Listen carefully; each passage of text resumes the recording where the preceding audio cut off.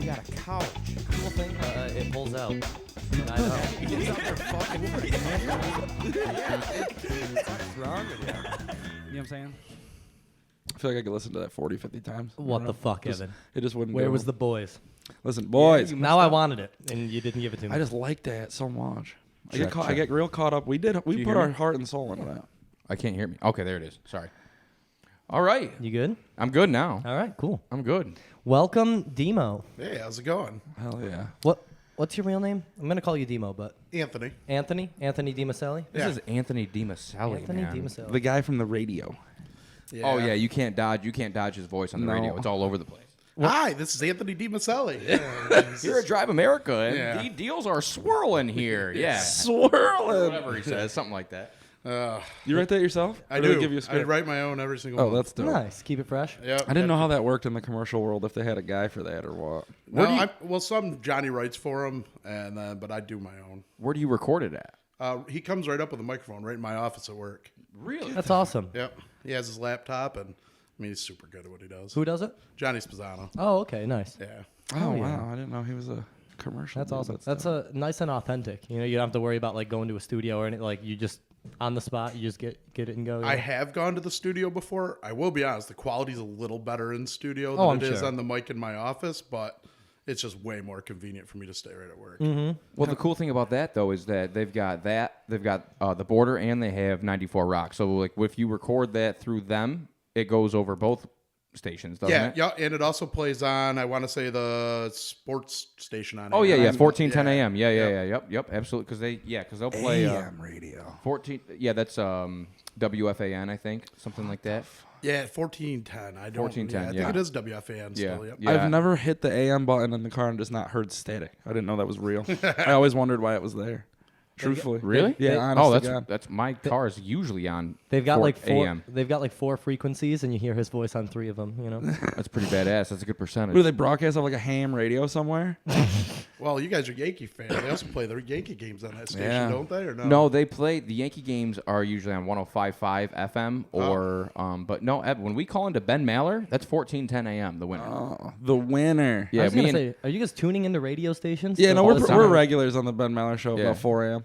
yeah, because Ben Maller's late night. He comes on at 2 a or like 1 a.m. till like 4 a.m. And That's me and right me when and him me and will him call are in the pocket. Ready to talk about some shit we don't know what we're talking about. So listen to this, Demo. One night I had the courage to do it by myself and call up the Ben Maller show, and I brought up like a Aroldis Chapman. I can't remember because he'd like just blown a game or something. I told Evan about it. He thought it was the coolest thing. He's like, "You were not on the Ben Maller show." I'm like, "Yeah, I was." So he's like, "I want to get on there." We sat in his driveway in my Jeep on hold for an hour and a half just so Ben Maller could Crushing White ridicule Claws. him. He like Evan brought up some point that was not even relevant or had any No. made any sense. I called the Boston Red Sox poor. Yeah. And he's like, the Boston Red Sox can't afford anybody. And the guy's like, I don't know if it's the Boston Red Yeah, Sox. he They laughed right they in my can fucking face. afford whatever they want. Yeah, and then Evan was so It was about deflated after that. Evan goes- 8-second phone call. Evan goes, "What do you know? I'm gonna start my own show." I just like that you Literally, sat in dude. your car for an hour and a half Oh, we did. waiting. to get on the Ben Maller show. And then we That's did it awesome. again a couple months ago. We did it again. And We- we actually had a decent conversation with him this time. we were more prepared this time. Oh, dude, I really mentally prepared. I went as far as like I was like, dude, okay, what? Like, how am I gonna start the conversation? You know, and Lav's like googling him. He's like, dude, he just threw this killer fucking Halloween party, and he went as Bob Ross, yeah. the painter. So he goes, how about this? He's like, when you ask him, be like, do you think you could? He's like, we saw you on your Halloween costume. You were Bob Ross. Do you think you could paint a better picture for the city of Philadelphia right now? Because this is when the Like, Phillies were going to the World Series and the Eagles You were guys 8-0. went So Full- scripted. Oh yeah, yeah, so scripted. Bad. Wow. It was funny as shit though. When we kept him on the line But for you more than nailed 30 it. seconds. Yeah. Yeah, He didn't get ridiculed this time. No, did he you? loved it. He should have. He loved it. He didn't love it as much as we thought he would. Nah, he did. Anyway, We're pretty much friends. Hey, I just noticed on the fridge there's a New Jersey Devils sticker. Who's the fan? One of our friend. That's actually I bought that off my buddy, and he had most of those stickers on there already. Our friend David Morrison is a Devils fan. Oh, that makes like 3 of us I know now. Well, actually, you know what? Actually, There's a this Ducks is one on crazy. there too. No, this is crazy because my old man, he was a big Canadians fan, but he was also Devils was his second team, and you guys Really? and you guys were both Mets and Devils fans. Yeah, Yes, isn't that crazy? it is. It is. He probably liked Martin Brodeur because he was friends with me. Oh yeah. Oh yeah. My dad. Yeah, he loved it. Everybody loved Martin. I saw the Devils play against the Bruins in the XL Center way back in the day in Hart. What's the in XL Boston. Center? It's what they used to call the ice arena in Boston. I forget what they call it now. TD Garden. TD Yeah. Garden. How do you forget that? That's it's like one of the most I'm thinking prestigious now the venues XL Center in the I'm United thinking of States. is in Hartford, Connecticut. I apologize. I had those two mixed up. Oh, Everything's okay. named after a bank now. Oh, absolutely. Everywhere you look. What about that one place down in Florida that's named after FTX is doing right now? They're the crypto exchange there. They got a crypto exchange? Yeah, they literally sponsored a stadium. I mean, that guy was a machine. He took everybody's money and just donated it everywhere. Now all these people are out these money. I never heard about Speaking that. of that, you gave me some bad investment advice. Yeah, which one? The AMC. Yeah, horrible. I had to, dude. Well, here's the thing. I got you into it too late. It did have its run. Yeah. Yeah, horrible. I lost $1,200. No, it went from $8 to 72 at the one time, and I cashed out. Then I got you out on the late thinking it was still going to run again. But yeah, no, that whole AMC ape staying strong, that didn't work out. Yep. for any of us. Demo, I took every piece of his advice that he threw at me, and I was on Robinhood, like stocks and everything. Yeah. I I'm downloaded buying it, but I couldn't do Doge it. or Dogecoin or whatever the hell it's called. I'm buying AMC, and they just plummet. Bad, bro. I'm talking like thought Dogecoin was big. I cashed out It was Saturday. at one point. I cashed out Saturday because I was sick of just seeing my investment go down. So I cashed out at like $400. I had like $2,200 invest. I still have some up there. What the fuck? Yeah, bro. But I know. I downloaded that. app and I bet freaked you I'm me gonna out. regret it in a year when it skyrockets again. You know what I mean? But I think that stock's done. which one? AMC. What about Doge? You never know with that one. It could do something. What? I mean, if Elon Musk like jumps back behind it again, it could give it a little rush back up into like the 50, 60, 70 cents range. That'd be huge. I'd love You that. know, 'cause I he's bought hotter it. than a pistol right now. He's everywhere. Yeah, he is. But he's dude. not talking taking about over the that for world. like that. You know Yeah, what I'm wait saying? for him to tweet it once, though. But he hasn't Exactly. though. Especially with as much as he's getting attention on Twitter, he's not talking about that at all. Well, I think his biggest thing right now he's trying to do is get his own Twitter stock up. I mean, Tesla's in the toilet right now too. I don't know if Is you've it been really? Oh my God, it's terrible. Absolutely terrible. Do you have any of that? No. I'm happy I never rallied behind that. I've actually gotten out of the stock market for the most part. I haven't really been investing much. Just Well, nothing's really going up, is it? we're kind of in a recession, not a great time to invest. What was the most profitable one you ever cashed out on? eBay. Way back in the day when I was 20. eBay, yeah. No, it that'd was. be a good When I was 20 years old, I got a great tip from my buddy Lefty to buy eBay. Bought a ton of it at $8. And a share, and I ended up selling it at 167. Holy cow! How many shares did you buy? A lot. I had a ton because I was just graduating high school also, and I had money from that, so I poured everything into that instead of buying like a newer car. Or So college? You Yeah. know what I mean? You use your high school money. Yeah. Sounds I like think- you got to listen to Lefty laugh. Yeah, right. no, Lefty's a smart guy. I mean, I think you know Lefty. Oh, I know but Lefty. Yeah, I am. He used to work at a Fucking musicology, guy. right? Or no, different Lefty. He's a sound guy. Yeah, no, Lefty. He owns that warehouse over there on. Is he the one that used to do like the custom inlays on the wood and stuff like that? Or no? No, that you might be thinking Tim Martuzes. They look no, similar. No. There was I know Tim, and then there was another guy who also worked at musicology who I always thought people called Lefty, but I might be a total different No, guy. Lefty never. His Yeah, name. he's His just name always is. done his own thing. I would love I to probably fucking don't see know the him. look on my grandmother's face. I just took all my graduation money. I was like, listen, Grandma, you don't get it. This dude behind the gas station told me about this fucking stock. Yeah. Anyway, so eBay. Yeah, And I'm taking But then he it. turns a profit too. Yeah. So Yeah. you put it in eBay. yeah, made about 120 grand. Get Damn. the hell out Yeah. of here. 20 G's. Yeah, made about 120. Set it up where I only got an X amount each year for a long period of time. Yeah. My money is now ran out. Spent a ton of it just stupidly. Well, you were young, man. Yeah. You were partying. You were Did you hanging get that car?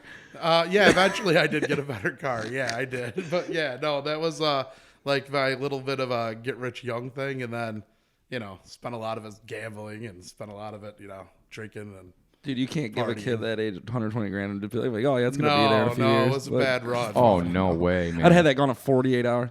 Yeah.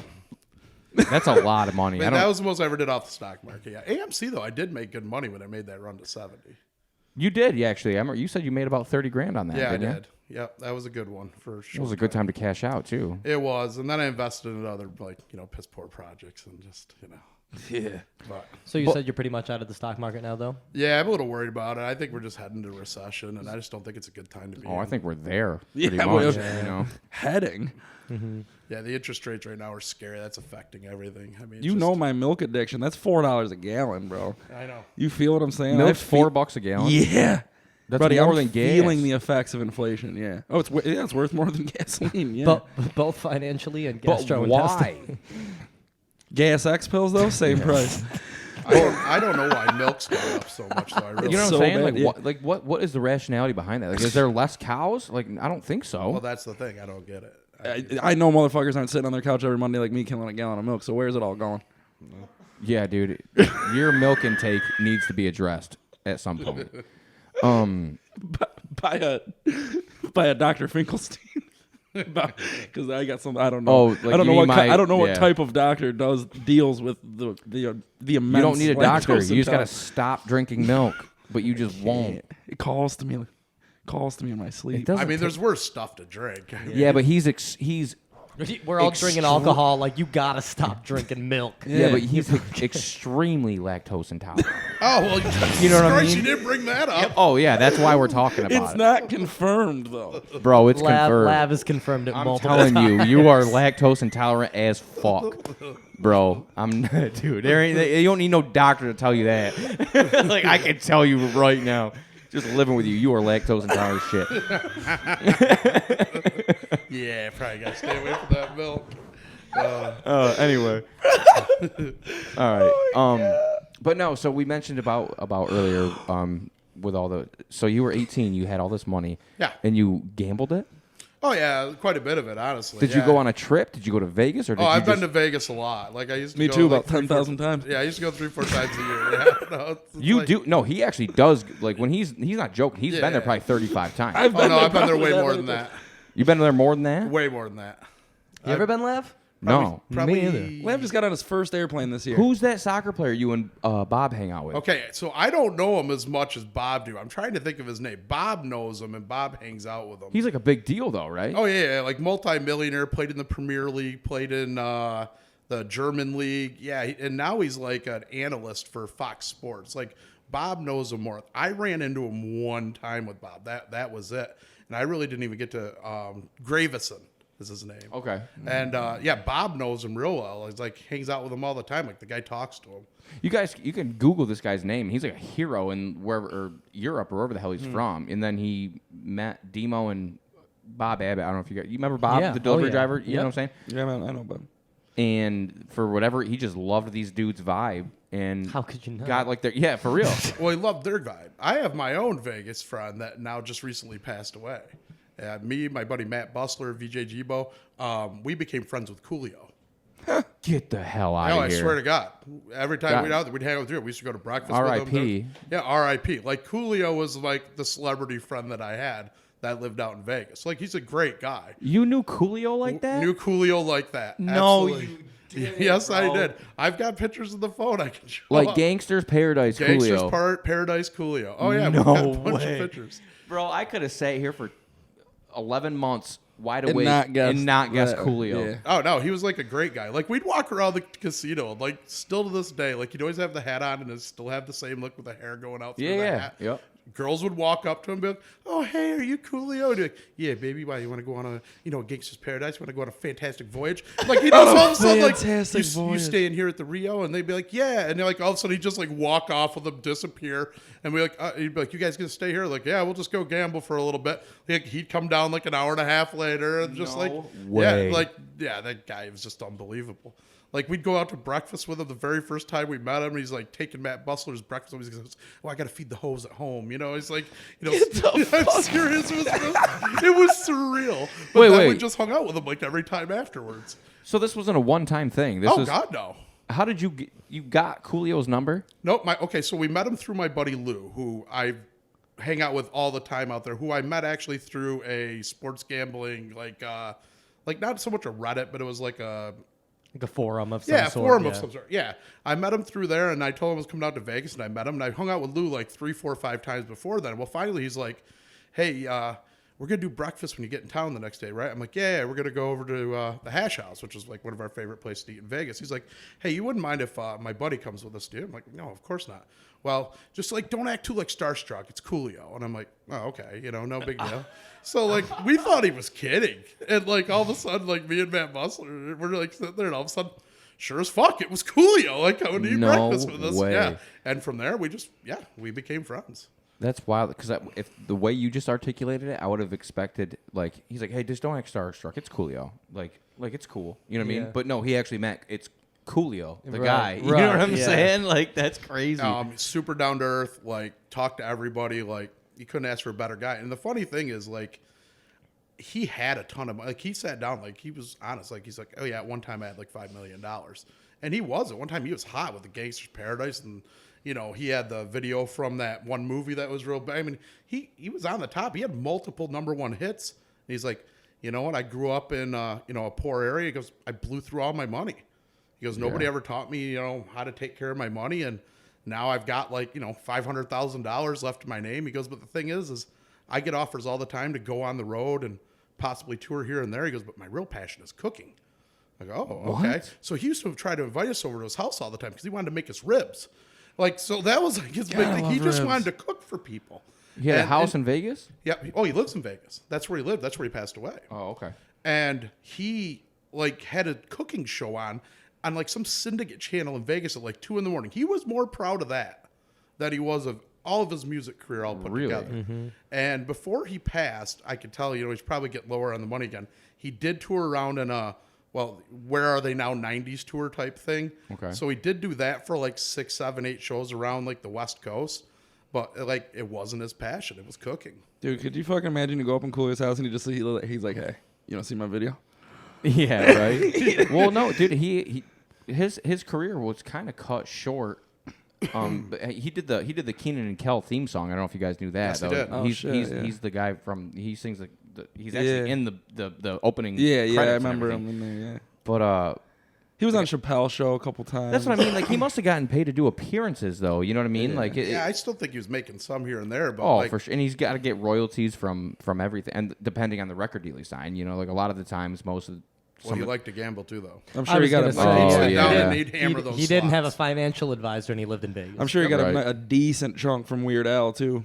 Yeah, like my whole life, like I've always said, like I'm going to retire to Vegas. I'm going to retire to Vegas. So there's no fucking way I could do it. Like I have no way. Bro, if you live in Vegas, you don't see past 40. Like he had a long life for a guy who lived in Las Vegas. Like that's an old man. You know what I'm saying? Like they count in dog years. They really do, bro. That place, that's a fucking. That time just works different there, dude. dog years over there.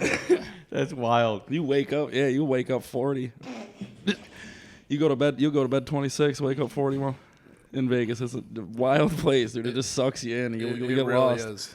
You lose your whole self. Yeah, it's just no track of time. Like, no, dude, because it never shuts down, man. Yeah, you'll be like, oh man, I'm gonna go hit Vegas for a week. It'd be 2 months later, and you're broke, and you're still in Vegas. You just it's always 5:30 in the I gotta afternoon go back to in work. Las Vegas. You know what I mean? Like it's Dude. always 5 o'clock. It's just never The daytime. very first 'Cause you're trip inside. I ever went out there, I went out with $10,000, and I was so proud. I'm like, all right, I'm gonna kill it. So I go out we're staying at the Riviera, which no longer exists. So we're at the Riviera, and I sit down with my then at that time girlfriend, and we play blackjack. And I'm like, I'm gonna play 200 a hand. We're gonna be all right. So very first hand I get dealt, I get an 8. There's 2 other people at the table. Dealer's card. I get another 8. Dealer, the other 2 get a card. Dealer shows a 5. I'm like, okay, well, you got to split the 8s. So put another $200 out. So the very first card that I get with it is a 2. Well, now I got to double down. Here comes another 200. I get like a 9 if I remember correctly. The very next card I get on the other one, I get another 8. So now you got to split again. So here comes another $200. And on that very first card, I get a 3. I'm like, all right, here we go. I get like a 7 for 18. Still haven't drawn like a 10. Then on the next card coming up on there, I get, what did I get? I got like a 5. So I just stayed. Next two people play perfect as possible. The dealer has a 5, flips another 5, flips an ace, down 1,000, like 6 minutes into Vegas. Wow. So, yeah. Oh yeah, Jesus. yeah. I lost that 10 grand in 2 days of like a 6-day You split it trip. 5 times? No, I actually split it 3 times, but I got to double down on 2 of the 3, so it ended up costing me 1,000. This was your first Vegas trip. Very first Vegas trip, very first hand at a blackjack table in Vegas. How old were you? 21. Okay. Yeah, I didn't go out before 21 because most casinos won't let you in. So is that what sparked the whole gambling Oh God, no. career? Oh no. I was into like sports gambling long before my father was. Well, like, let's get into that because that's what I really want to talk to you Yeah, about. yeah, no problem. Is, I mean, is the bookkeeping yeah. I mean, and how you made a pretty comfortable living doing that for I know some time, nothing didn't you? about- for some time back in Sports my betting. back in the younger days, I did. I mean, I kind of got a taste for it when I was younger. Like I knew my father was into it, and he was running parlays and stuff. Like back when I was a young kid. Like I remember 8 years old, watching games with my dad, and I had a chalkboard on the couch, and I was writing down all the spreads back then. And my dad every week let me, play a $10, $20 parlay just, to build it. And I hit them every once in a while. So like sports just became like a thing, but like the gambling aspect was always enticing to me just because I knew you could make money. Well, it seems that you took the route of not placing the bets. You were taking action instead of placing bets yourself. You know what I'm saying? Yeah, I mean, basically back in high school, it started. Is that a more secure way of making money than? Is it a less risky way of making money than say like, okay, well, like I got a bunch of friends that are degenerate gamblers. You know what I mean? Like that's kind of the way it went, though. Yeah. I mean, like the house, like even on like that small of a scale, the house still doesn't lose. well, the house can lose. I mean, they're not going to lose long term, but there is bad weeks, and I can tell you right now, there's very bad weeks. So would you set aside a certain amount of money? Like, okay, I'm not going to dip any further than this. Yes. Oh yeah. You got to have a good chunk of money set aside before you were ever willing to start that, and that's where kind of I was working at the time at Farmhouse, and I was also, I was making some money there, and then I started taking bets just for a few people back when I went to high school at IHC. Okay. All these kids were talking about how great they were picking games. I'm like, all right, I'll take an your action. alumni. Yeah. And they were looking on the newspaper back then. Yeah, it was all newspaper back then because this was really even before the internet was really kind of cranking out. So kind of started then, and then I graduated high school, and I wasn't really doing it as much for a short time. I was actually going through somebody myself, and all my friends didn't have access to a way to do it. So every day, it's like I had like 7, 8 buddies are calling me with all their bets. It just was like a pain in the ass, and I'm putting them all in through everybody. And these guys stink. Like every single week, I've just like collected their money to pay somebody else. And I might as well pay myself. yeah, it's kind of how it went. And plus, there were some rules that like some of them I didn't like that didn't follow like the way like sports books out in Vegas kind of followed it. Like pushing on over unders, they would call it a loss, and I mean there's just little things like that I didn't like. And there was even some out there that would like charge you vig whether you won or lost, which is like, listen, it's hard enough to win at gambling. I mean, it is. Most people are going to lose. I'm probably down lifetime for sure. In all honesty, I mean it's very, very hard to win. All these places weren't bet on winners or made on winners, what I should say, these casinos. So if I would have just stuck to probably taking bets, I mean, I probably would have done great over time, but I'm a degenerate gambler myself. I'll be the first to admit it. But the reason all of a sudden I started to doing it, I was just like, you know what? These guys are getting screwed going this way. I'll just take them myself.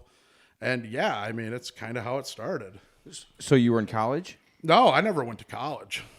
Okay. No, I started in the car What business part when I of was that 18 years story made you think Yeah. he was... No, I went right into the car business at 18 I thought you years said old. I thought you said your buddies called you while you were in college to place bets, and you had to lay it off, or you had to like. No, tell they your, would just call me on Sundays, Saturdays, whatever day of the week that they were playing. So you had somebody else that you would. I had somebody that I went through at the time. Okay, so when you eventually decided to take on action on your own, was that guy upset? No. That he was. You know what I mean? No.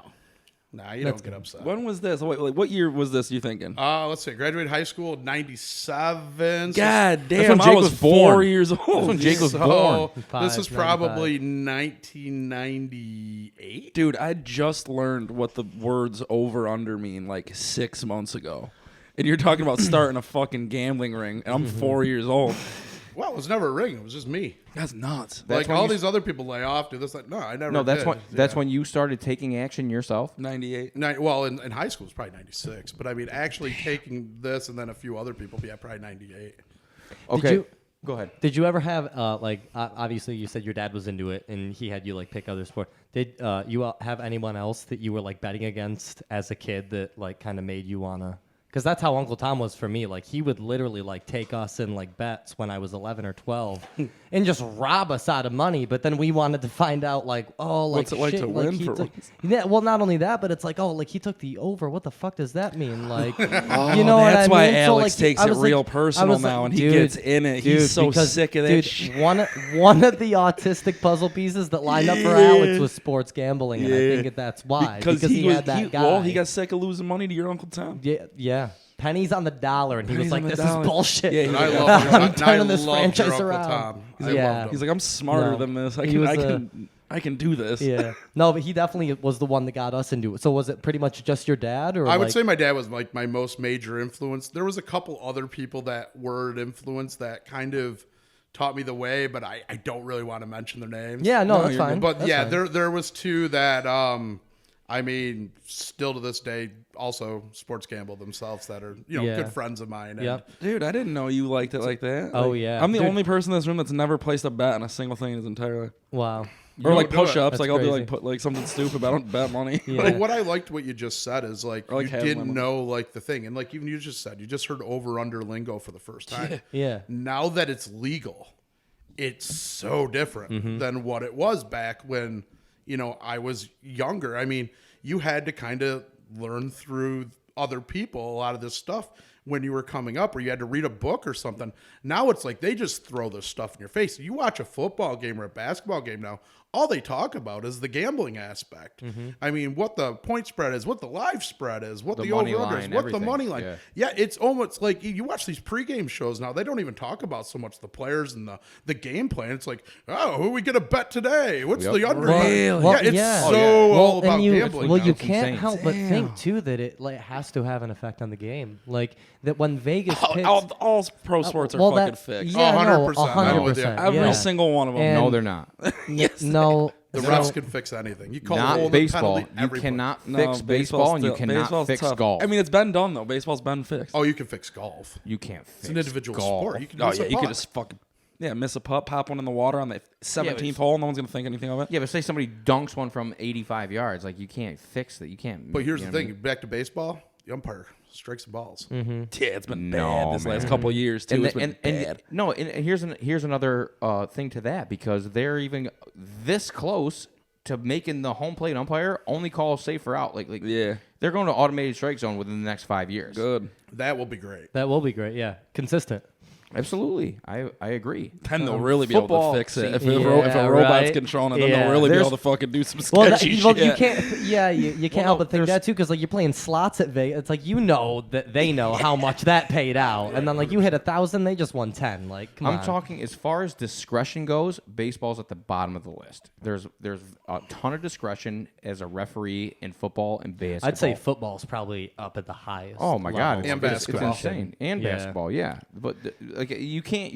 Somebody hits a home run, you can't be like, no, that was foul. But no, it's not. Like, look at that pole. Like it went on this side of it. You Well, know what I mean? my favorite is in And football. then and there's not a flag that's thrown like, his foot was out of the batter's box, so we're calling him back. You know what I mean? Like Dude, that you doesn't know- happen in baseball. You know how many times on Sunday someone will throw a flag and then they'll like I'll take back like a touchdown or a 30-yard play or something, and then they'll replay it, and the announcer go, I don't know about that Oh, all one. the And time. Mike All the time. Pereira will be Look like, at yeah, look that at the wasn't Raiders. wasn't Look pass at interference. the Raiders game last night. Oh, that guy was out of Homeboy's bounds. foot was Oh, out by of a mile. bounds.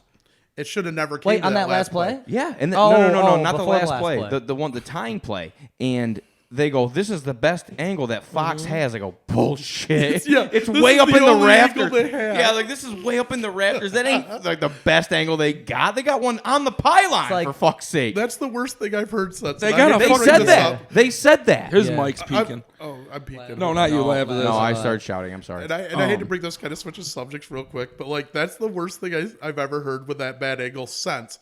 Remember the guy who shot up Vegas down during that concert? Yeah. I love the segue. Okay, so this guy supposedly was in Vegas.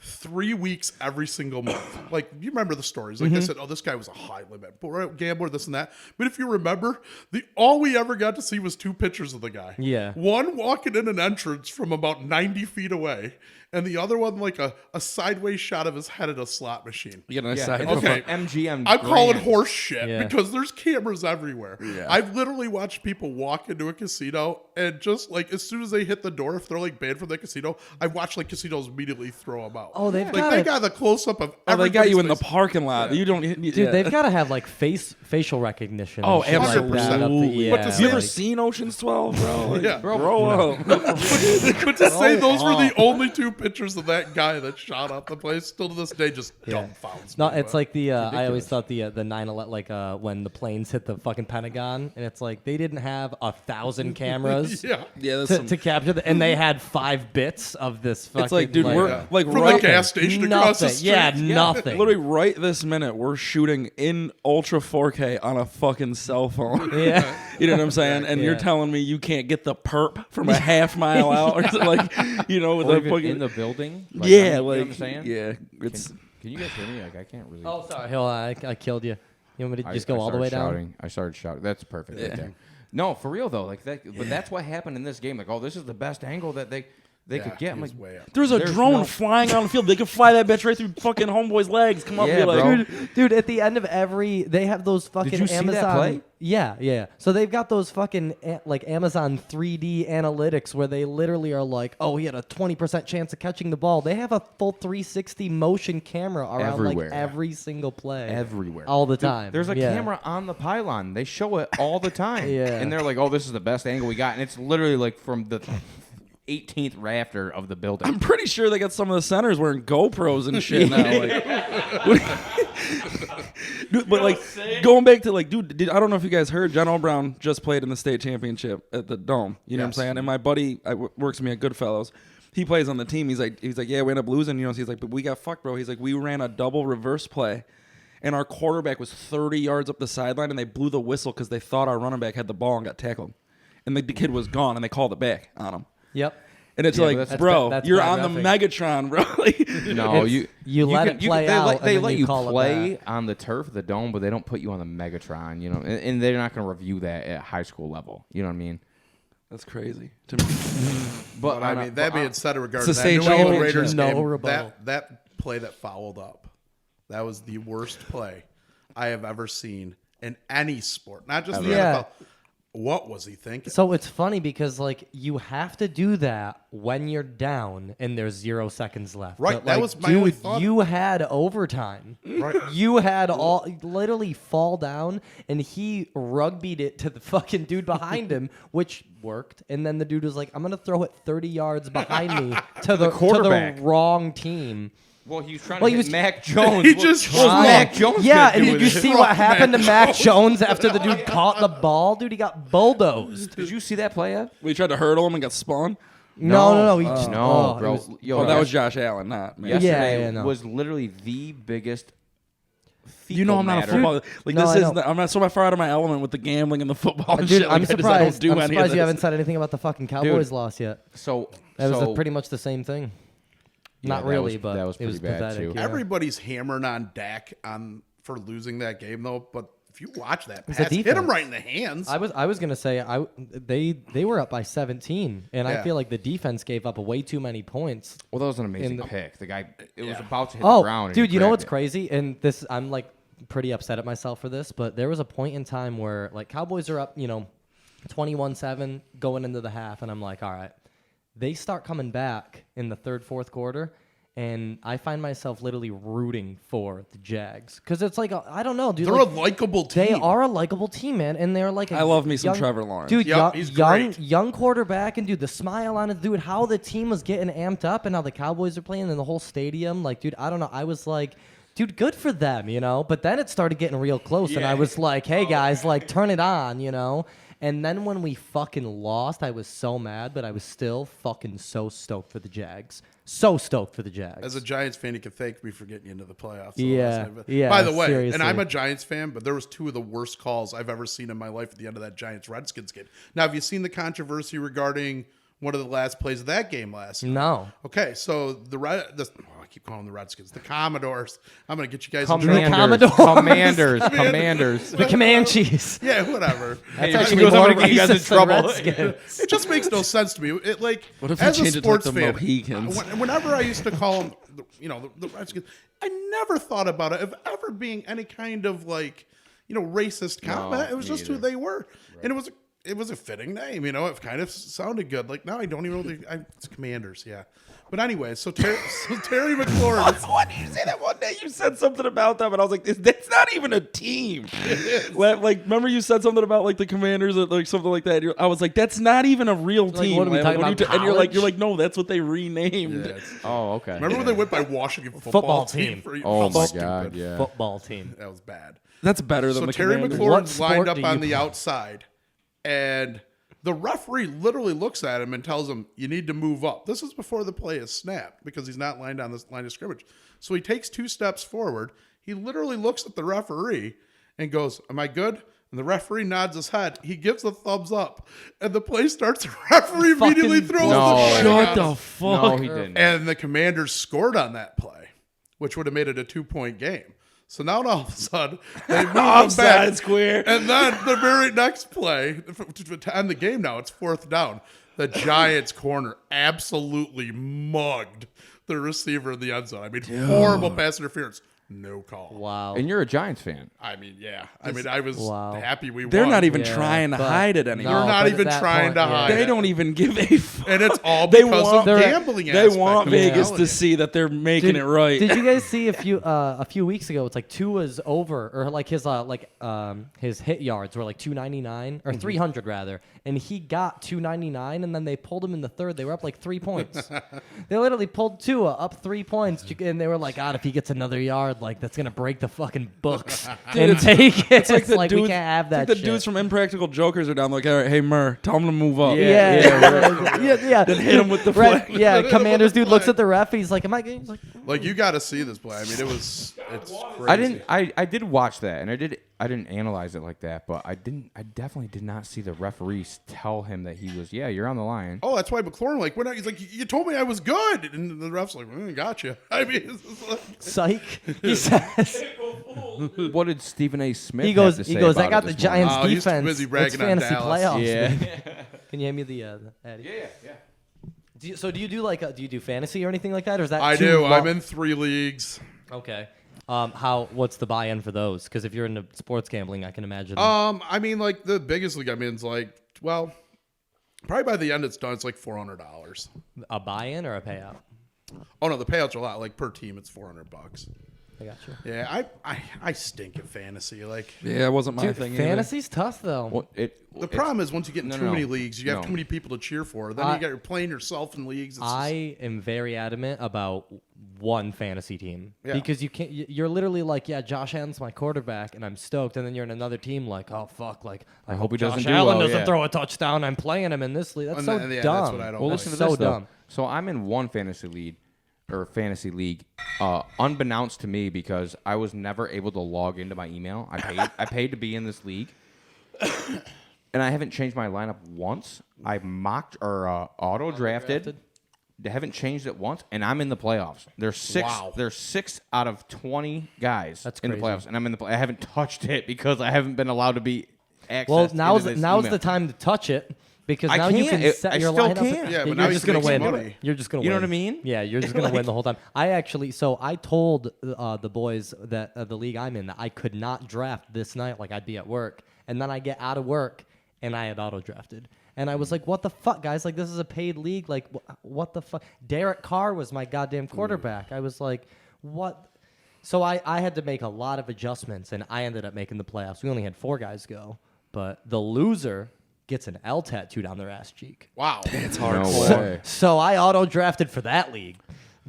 Wow. Yeah. Like whoever finishes dead last in the league, Dead or who last. loses the playoff. No, dead last. Really? Gets Yeah. an L. I think it's... That's on the. That's a That's tough going one. live. Scott. That's going live out right here on the yeah, podcast. yeah, when no, that I gets think up. it's a Scott. Yeah, Brody's Brody's gonna been get it. itching to do He's one up in here. itching, dude. Yeah, we'll get his. Yeah, in. my get him buddy bent Taylor, over that my table buddy right Taylor Levere's in it. It was Hell in a yeah. league, and they make him do something crazy. And when he finished dead last in his league, he had to it was like the winter time too. It was freezing cold that day, if I remember correctly. And he was in pink shorts and a horse head from like BoJack Horseman, like type Yeah, thing. yeah. And he had to walk through the square for like an hour with a sign that says, "I suck at fantasy football." I saw that video. guys Somebody are took a video. Hardcore. Somebody took a video of it, right? Yeah, they did. Evan would, I was gonna say Evan would lose the fantasy and be like, I'm not fucking doing like, yeah, that. no. Go fuck yourself. What That's are why you gonna nobody do? invites you to What are you gonna fantasy do? leagues, Not 'cause let you me won't- play next year? Fuck you guys. Good. I don't want to play in your fucking fantasy leagues. I don't want to get tattoos on me and walk around in the fucking snow. You guys are out of your mind. But that's funny. That's hardcore, man. That People- is so hardcore. You know what I'm though. saying? Like I almost that's threw the league on respectable. purpose for the free tattoo. What do you mean? Free? Who's paying for it? The I'm like, league? yeah, like you can do that, but can you do like in like some Celtic? Yeah, font? right. You know what I mean? Yeah. Like at least make it Yeah, personal. we ain't going new. We ain't going And he's new like, times. no, bubble letters. Yeah. We're going. We ain't going Times New Roman. No. I think one of the clips too is he has to use a used needle. Good. Jesus Christ. One of the ones back from the day Doctor Strange tattooed down on the sky. You guys are fine too. You gotta go Way up to, too young. You gotta go up to the park. You gotta go up to the park and find your own find- needle. You guys are Jesus fucking. Christ. Loser of this fantasy league gets fucking hepatitis. All the hepatitis, all of them. They can cure that now. That'd be hardcore. They got a pill for that. You got like a 32-day program. You can get rid of Hep C like that. I don't think so. Oh yeah, seen commercials for it. They got it dealt with. Trust Evan. Dude. If there's anything I've learned in the Yeah. past 2 months, trust everything Evan says. It's 100% accurate all the time. Baboons are 200 pounds. I'll join. Listen, I'll join that fucking fantasy league, the hepatitis C No, league. you won't. You ain't gonna. No, you won't even go walk around the square with a horse mask on, let alone get hepatitis. What are you talking about? I'll slam a bag right here on the podcast. I'm just kidding. No, that's wild though. But, Yeah. I mean, if you're gonna do crazy shit, though, do crazy shit. Yeah, I mean, I guess it's all for fun. I mean, it's something that's a tattoo on the ass. That's hard. That's forever. Like That's you're a loser forever. forever, not just in that fantasy But league, dude, just forever. I was like, you guys realize if we do this for 12 years, we're all gonna have L's on our That's ass. where I was Like, just you- going with Like this. you can't avoid. Like, you want to just do it now? Yeah, Cut the get 'em middleman? over Here's it. my other question: what if you lose like 3 years in a row? Do you get 3 Oh L's? my Yeah, God, back to bro! back. No, you gotta get the tallies going after the L. Yeah. Yeah, you get your first big L, and then you just get a notch on your belt every Yeah. year. God, Yeah, exactly. damn, bro! I swear. You lose 5, you get on your forehead. You know. Get the fuck. Yeah, but if you're that hardcore about fantasy, like you're kind of probably a Loser nerd. gets who's, his ear who's bit gonna off. see that? Who's gonna see that tattoo anyway? That's what I'm saying. Like, You know what I mean? dude. So I when I had first got my tattoo, I was riding with someone at Renzi's, and I was like, "Do you have any tattoos?" Like, I'd worked with him a bunch, but like always in hoodies and shit. And he starts laughing. He's like, "Yeah, I got a couple." He's like, "I actually have my buddy's his initials tattooed on my ass cheek." That's I go, hard. That's I go, nice. why? That's where I draw the line. I Yeah, go, that's I go, hold on. I go. I feel like that's where I start. I go, why? He goes, because his sister started tattooing, and he thought it would be hilarious to get a No, it tattoo is. That of is. my initials on his ass cheek just so that she had to shave his ass. That's so she dope. did. Hell yeah. And then I said, fuck it, I'll do the No, same. worth it 100%. So, and again, like, dude, I was like, what does your wife Yeah. think about that? He was like, she doesn't care for it. Dude, I was just thinking, I'm like Jake and all his little buddies in his fantasy league, you know, they're like 12, 13 years into this. They go to the same guy every year for their ass tats, and they just every year just get that PTSD. Yep. Like fantasy season rolls around, he's like, whose ass am I shaving You're like, this you're, year? you're bro? like, I'm going for the W tattoo on the left cheek this year. Here comes Chad Frizzell again. Jesus. Oh my god!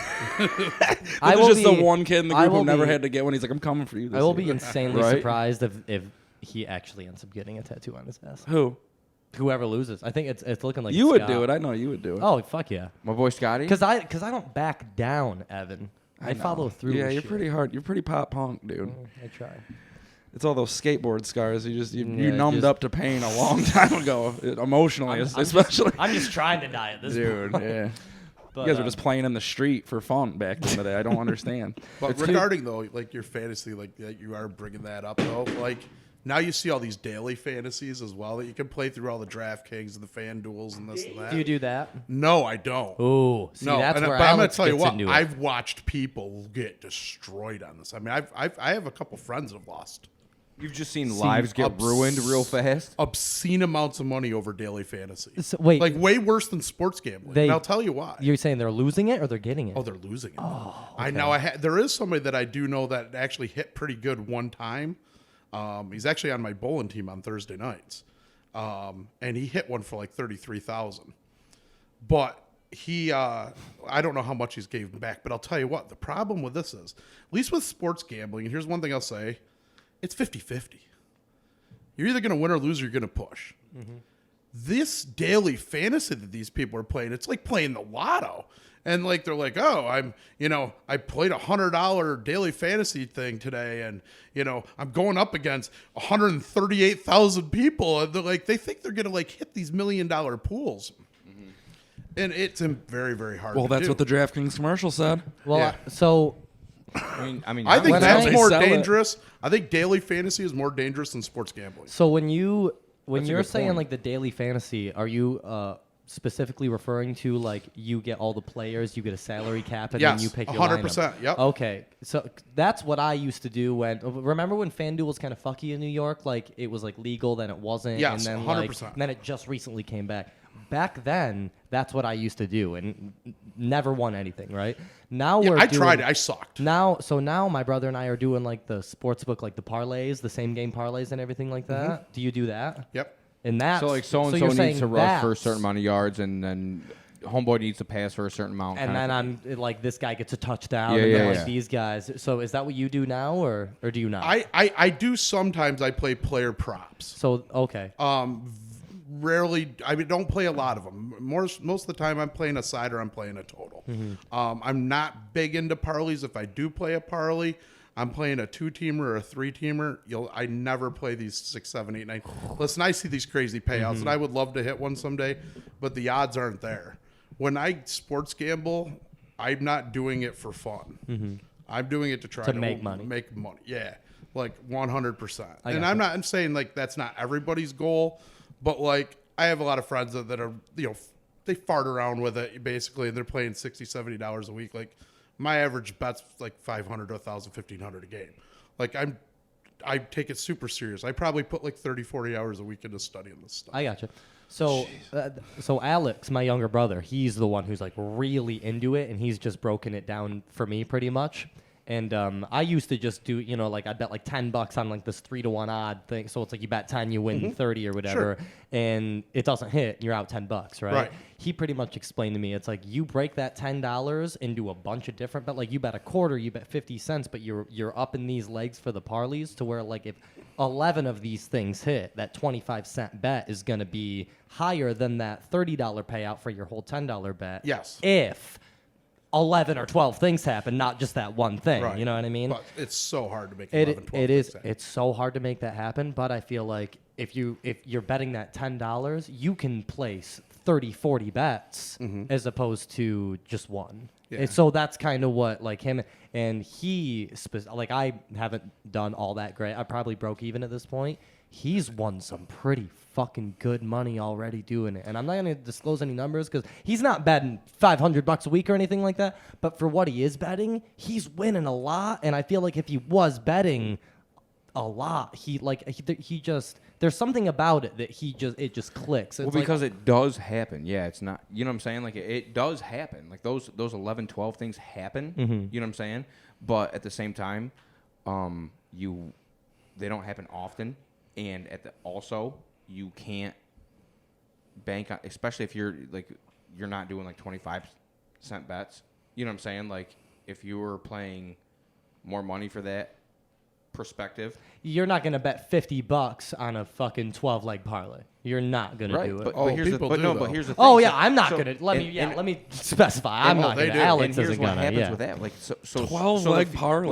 Listen. So What the a few pirate. people that have hit one of those Oh, it's get life too changing. comfortable. It's a lot. No. They get too comfortable and they do it again And again. and again and again. You know what I mean? Like, that's where the problem starts to set in. Yeah. Well, here's the thing. Believe it or not, you got your sports gambling, you got your fantasy. That's not even my favorite kind of gambling. I love the horses. Really? yeah. Oh, my God. It is my absolute. I used to own racehorses. Demo Get Love. the fuck out of here. Yeah. Would you bet on your own ponies or would you juice You had them some up? thoroughbreds? I would Dude, what you should absolutely have juice them done, up. dude, what you should have done is bought shit ponies, flooded the race with crap horses, and then bet on the one real one out. Dude, no. Listen, I don't. I don't know if it was. I got 6 horses in this fucking race, and I'm betting on this guy. They're like the little rocking kids No, toys. so- You're like, Get yeah, a I fat jockey to hop on. This or, guy, you know. this guy, literally, bro. Like when it comes to the ponies, I think we were watching the Preakness or something last year. Yeah. At 1869 when I was working there, and everybody's like just tossing 20s at Demo, like because he's like, all right, jotting it down on his papers and shit for like numbers. I'm like, I reach in my tip jar. I go, I look at the odds. I go, all right, 13-1. I go, Demo, here's $10 on horse number 6. Sure as fucking shit, baby. Horse number 6. Yeah, he hit. right Yes, there. he did. What was Yes, the he payout did. on that? Yeah, he hit. Yep. Well, no, Jimmer was there too. What was that long shot that Jim hit like 2 years ago? Oh man, so Jim Shell, God rest his soul. Yeah, I miss him. RIP. I love that guy. Same. So Breeders' Cup, we used to be a big hangout there. Every single race, he would just take the longest shot on the board, and he'd put $10 on it to win. And it was like 72-1, right? 83-1. The name of the horse was Out of Australia. Because he ran in the Breeders' Cup again this year. Wait. That was the name. Out of Australia was the name of the horse. The name of the horse. Out of Australia. And this was a grass race with like 19 horses in the race. And generally, the way this course ran, you want to be on the inside. This is like the 17 horse. And I'm looking at this horse in the program, and I'm like, yeah, okay, whatever. Not that I care, because I Thanks will for the take $10, any. Jim. You know what I mean? And that's how it kept going, like basically for the most part. But all he does, he just needs to hit one.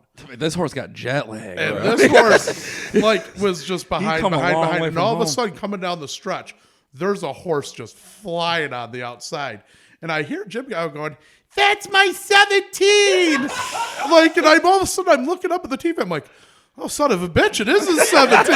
And this horse is just flying. All of a sudden, he just noses by the horse to the end. He goes, "I won!" I'm like, "Yeah, you did. What did I win?" I go, "I got to wait for the thing to pay." He goes, "I think I won $840." I go, "Yeah, I think you're real close to that." Yeah, he hit for like $840 that On day. a $10 bet. And that's what I love about horse racing. I'm gonna tell you what, you can go on like a first date with a woman, take her out to dinner, take her to the movies, go to a bar, this and that. You take a woman to the horse track, and you could literally bet $2 to $5 a race. So you could like watch 10 races of horse racing and spend $100 that night at the track, not counting alcohol for source.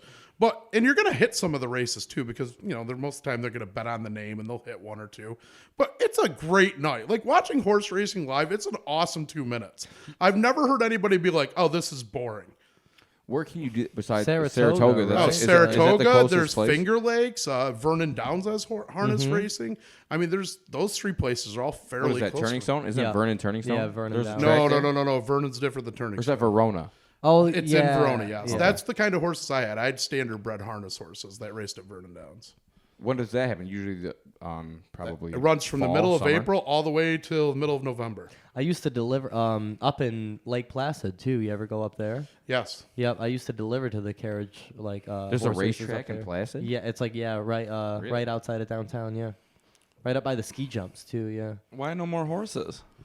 Well, I'm going to tell you what right now. What? It is a very, very, doesn't he very own 'em? expensive hobby. Oh, It's a very expensive hobby. Yeah, but there's money in that sport. how many did you own? I had 2. Oh, okay. But it's $2,500 a month per horse for your stable bills.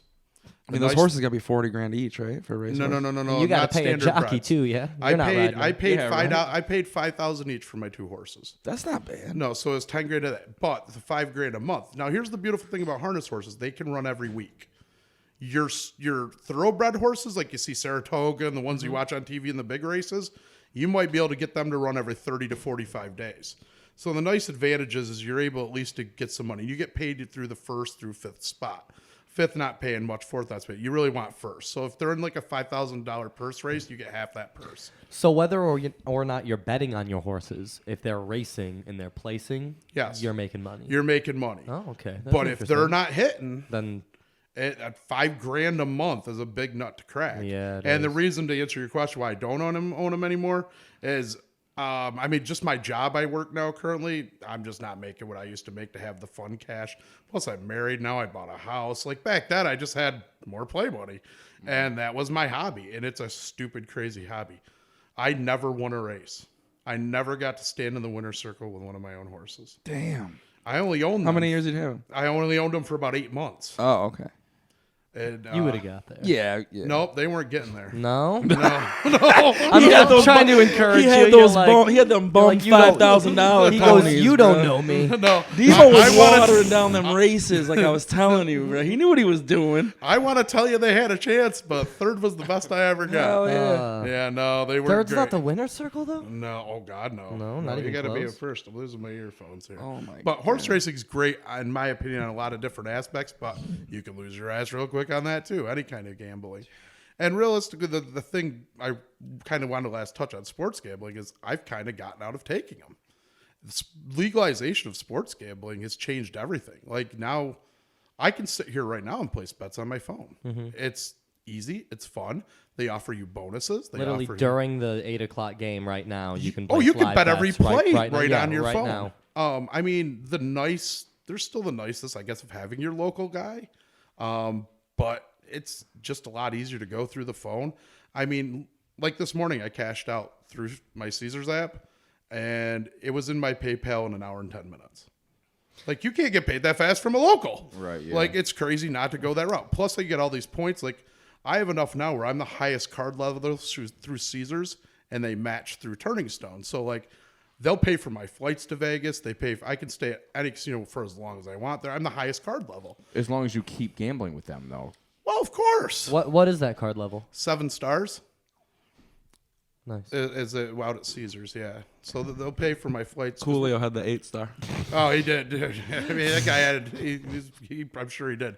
He was a big MGM guy. Like he liked the MGM casinos, but yeah. That's That's insane to me. But now it's more. I bet myself, and then I sell some plays online. On a couple different sites that not gonna get to that, but No, we can plug that. no, I'm not gonna plug that. No, I'm we- gonna give out some freebies tonight. yeah. No. Well, regardless, yeah. So are you still doing like bookkeeping and everything like that, or no? Not really. Not really anymore. I've Not kind of just really? gone out on my own. So Yeah. aside from like the Drive America stuff, what do you got going on? on a That's daily it. basis? That That's gambling. It? That's it. That's it. Yeah. Just You only got- had the living- ponies 8 months, Jake. You Yeah. I mean, pay attention. He didn't mean- go to college. No, I did not go to college. No, I started Neither the did car I. business when I was, basically right out of high school. And I'll tell you what, it's if you've got the gift of gab, it is a good business to get into.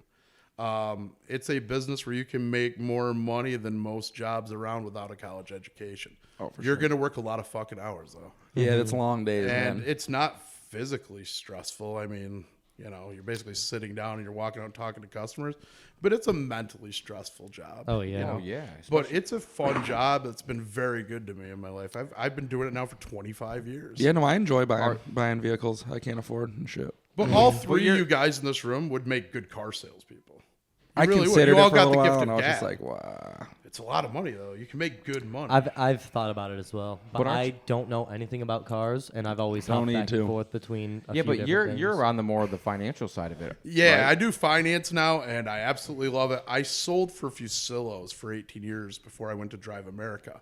And Oh, I- let me interject you real quick. Was Billy as big of a partier as people say he was? oh yeah. I heard he used to take all his employees on like I used to- cruises. I- He was and, amazing. like, Yeah, I went I on a heard cruise he and used all to that throw stuff, like band like 10 grand bands to his employees. If you guys would play blackjack at like the Christmas parties and stuff, right? Not so much the Christmas party. We'd actually do it in our Monday morning meetings during the May sale. Like And he'd we'd have a drop crap band table. right on the table. Like, who wants this? Oh Okay. yeah. Like he would roll you. Like if you, like we're talking like this is during the 97 to like 2005. It was like the heyday of Fusillos, and he was the biggest. He was the best. He was the hugest at the time. And they were selling the most cars in the area. Trademark. And during that May sale, yeah, it is trademark. Yeah, I know. But you know what? I worked for him for a long time. I deserve to say I got his Tampa Bay Lightning hockey. yeah, but jersey. listen, we don't want to get fined. Oh yeah. No, I'm just. Did you get fined for that? I have no, probably not. But Dude, I don't got pony money. You know what I'm saying? neither do I anymore. but he was just great to his employees. He really, really was. We did go on cruises. He took his top 10 salespeople on Jamaican jams, is what they were called. You go to Jamaica in his home down there for like a week. He'd pay for everything. Oh, that's so cool. We got to go on Sounds all. like some scandalous shit. Yeah. man. Well, I mean, he was making the money though. He was selling the amount of cars. Like he was a good boss. He really was. He would now, that reciprocate being it through his said, employees instead of just taking it all for himself, which is something to say. Yeah. for Now sure. that being said, once he started buying his dealerships in Florida, he wasn't around as much, and it wasn't the same. Well, can you fucking blame him? Well, no. Buff Wheelan ran him out of town. No, I know, but it wasn't the same once he wasn't super involved. Like it wasn't as fun, I guess the best way to put it. The money Yeah. wasn't really being thrown out there for you to make as a salesman or even as a manager, because I became a manager for the final 3 years before I left for Drive America, which kind of worked as an odd thing. I wanted to do finance. They kept looking past me. I think it's because I was a partier and this and that, and I didn't have one of the greater reputations, but I sold them a lot of fucking cars. Right, I was in the, I finished number 1 out of all the 5 stores. I was selling out of Mitsubishi. So I earned my reputation in a good way there. But I think like on the other aspect, at the time there was the gambling, which they knew. And there was, the fact that I was out drinking and partying all the time. And I used to love to party. Yeah, but if it didn't cripple your sales performance, why would they care? You know what I'm saying? Because it might. Because I don't in think the they wanted to future. put me in a higher spot. Yeah. I think they were happy the fact that I was just like earning them the money that I was earning them Yeah. without them moving me up. And they moved a couple people into positions in front of me, and I was just like, all right, I deserved it more than that. But, of course I was going to think that. Right. So I wanted to do finance. So all of a sudden one day, Mike Cadiglio messages me, who's one of my bosses now, and he's just like, hey, you know anybody that wants to do finance? And I'm like, yeah, me. And he's like, yeah, right, you won't leave there. Because, I'd been there forever, and Yeah. I was a pretty loyal guy. Like most car people, they skip all around. I was at the same place for 18 years. Yeah. So it was a big move. And he's like, well, if you're serious, come down and talk to me at noon. Now, Steve, my other boss, which you know real well, he was on vacation at the time. So, like, Mike made this call all on his own, which is rare because usually they discuss before they make any move. And I went down there. I liked what he had to say. And this was a Thursday, and I started the following Monday. And I was nervous at first. It was a big move for 18 years, but man, I love work. They treat me great. It's a great organization to work for as well. I've been very fortunate. So how long you been there now? 7 years. Nice. Yeah. You've been with Nider and Caniglio for 7 years. November 2nd, 2015. Oh, so Wow, nice. just came up on Solid 7 7 years. years. Yeah. Oh yeah, that's awesome, man. Yep. No, and I like it. And That's good. That's good too And you because still like sell too on top of. I mean, Doing the there's still some finance people stuff? that every once in a while come in that'll want to talk to me and stuff, but And you'll get You the know. commission off that. no, I just get financing commission. Oh, That's fine. Though. You know what? Once I became a manager of Fusillas, it was the same way. I still had a ton of my old customers come in, and I'd work the deal with them still, and I'd hand it off to a salesman to make their money. yep. Is it, what do they call it? Throwing a bone? Giving Throwing them a bone. Yeah, Yep. throwing a bone. That's Yep. what I thought. Yeah, just throw them some bones every once in a while. Yep. That's awesome, But, dude. yeah. No, but I've been pretty fortunate with, both gigs. Let's Really see, we're have. creeping up on about an hour here. What say we talk about your sound man career? Well, it wasn't really that much to it. I was generally just a sideshow to most of that, though. I generally But didn't where do did it by you? myself. But where did you do that? Well, mainly with Lefty. That's who I did it for the most part. I did it with him. We did the Mutt Band, which was a pretty, popular band way back in probably 97 through 2006. Yeah, but how about bands that are like famous, like still to this day that you worked with? I'm talking like CKY. Yeah, that was down in Utica. That kind of like happened by chance, believe it or not, more than not. It was them, and then Dashboard Confessional guy was like there. Chris Caraba? Yes. Yeah, he was doing a solo thing because he was like going to college around the area. Get the fuck out of here! Are you kidding me? Yeah, he was doing like a solo thing around the same time. Now, keep in mind, like this was a show that was like reminded me of like Velocity shows. Like this wasn't a big to do show. Like this was like in a Eagles club. And it was CKY and Chris Caraba They were at the same time, and there was like 4 or 5 other bands, which I don't know who they were, but those were the notable ones at that time. And that's where like Bam Margera was there, and he just came out with his very first. This is before Jackass. This is like he had like a CKY DVD that they were pushing at a. It was probably VHS at that point. No, it was DVD. It was DVD. I mean, Talk about shit you know, Lav. yeah, it's okay? like 97, 98. It's not that old. No, it was DVD. know what I'm But saying? they were pushing that and the he's shirts wrong. and stuff like that. And I just ended up talking to him, and a couple of the other guys were there that were also in this. It was mainly pushing his skateboarding and the band's music. It wasn't even about like anything else. And I kind of became like friends with him. Talked to him through like, wow, and I'm going to date myself. It was not AOL Instant Messenger, but there was one that came after that with like a little God. yellow dot. So I talked to him there. And then like a couple of years later, no, it's more like 4 or 5 years later, because Jackass had been out, and then now he was filming for his first season of Viva La Bam. Yeah. So it's probably 4 or 5 years later. And I was still talking occasionally, not as much then, because now he became a big star. Me and then 3 of my buddies, we decided to go to Punxsutawney, Pennsylvania, because we wanted to watch the groundhog come out. And it was something we all wanted to do. So we worked till What's his name? Phil? Yep, Punxsutawney Phil. So we got out of work at 8 o'clock that night, and we drove all the way. And it's like a 6-7 hour drive. It was a long haul. And we got there, and it was freezing cold. And we're standing out at Old Gobbler's Knob, I think is the name of the place. Yeah, I'm serious. It's Gobbler's Knob. Gobbler's Knob. Yeah, and there's like fireworks, and there's like all these like kids play like outside doing like musical things on the stage, and there's some bands, this and that. Well, sure enough, all of a sudden Bam walks by, and I'm like, hey, and Bam, and he walks right over. Now I used to tell these guys all the time, like, yeah, I know Bam. I talked to them. They didn't believe me. So sure enough, he comes over, gives me a big hug and everything like that, and like, he's like, yeah, we're filling for Punxsutawney Phil, kind of a joke about my dad, blah blah blah. So they had their press passes. They're going right down front. I've seen that episode. Yeah, I was there at that same time. That was the one I went to. That's awesome. Yeah, and awesome fireworks display, by the way. Like, it was one of the best ones I've ever seen. But yeah, like all of a sudden, but I met him through there. But yeah, I mean, outside of that, there's been like a bunch of other like bands that like we did the Baja Men. Where at the mall? When they Yeah, played at the here? mall. Yep, I did that one with Lefty, smoked pot with the Baja Men. Nice. Yeah, as a young kid, for a long time, that was my claim to Dude, fame. we thought we were letting the fucking dogs out. This Yeah. whole time, Anything. Demo has been letting them out. Yeah. He let the dogs out Let with the the dogs out with Baja the- Men. bro. American Hi-Fi. Jesus. Remember that band? She paints Okay, so- her nails, her dirty We're playing that Yeah, we're song. playing that Okay, song. so here's a great story about American Hi-Fi. Naming the poster. Lefty comes up. This is me, Lefty, and Cheech. Where Cheech is was this? at the mall? Where though? Like right in like The old Bonton. yeah, okay. Okay, so like Lefty brings this amazing light show for that one, and he was so excited about it. And we had amazing smoke machines and stuff. So, and Willa Ford opened up for that one too. This female, but anyways, the singer for American Hi-Fi is like, I don't want any smoke because of my asthma. And Lefty's and like the way he came up was like so douchey. Lefty's like, fuck this guy. I put up this light show for 2 hours with Doug. We're gonna do the light show the way we're gonna do it.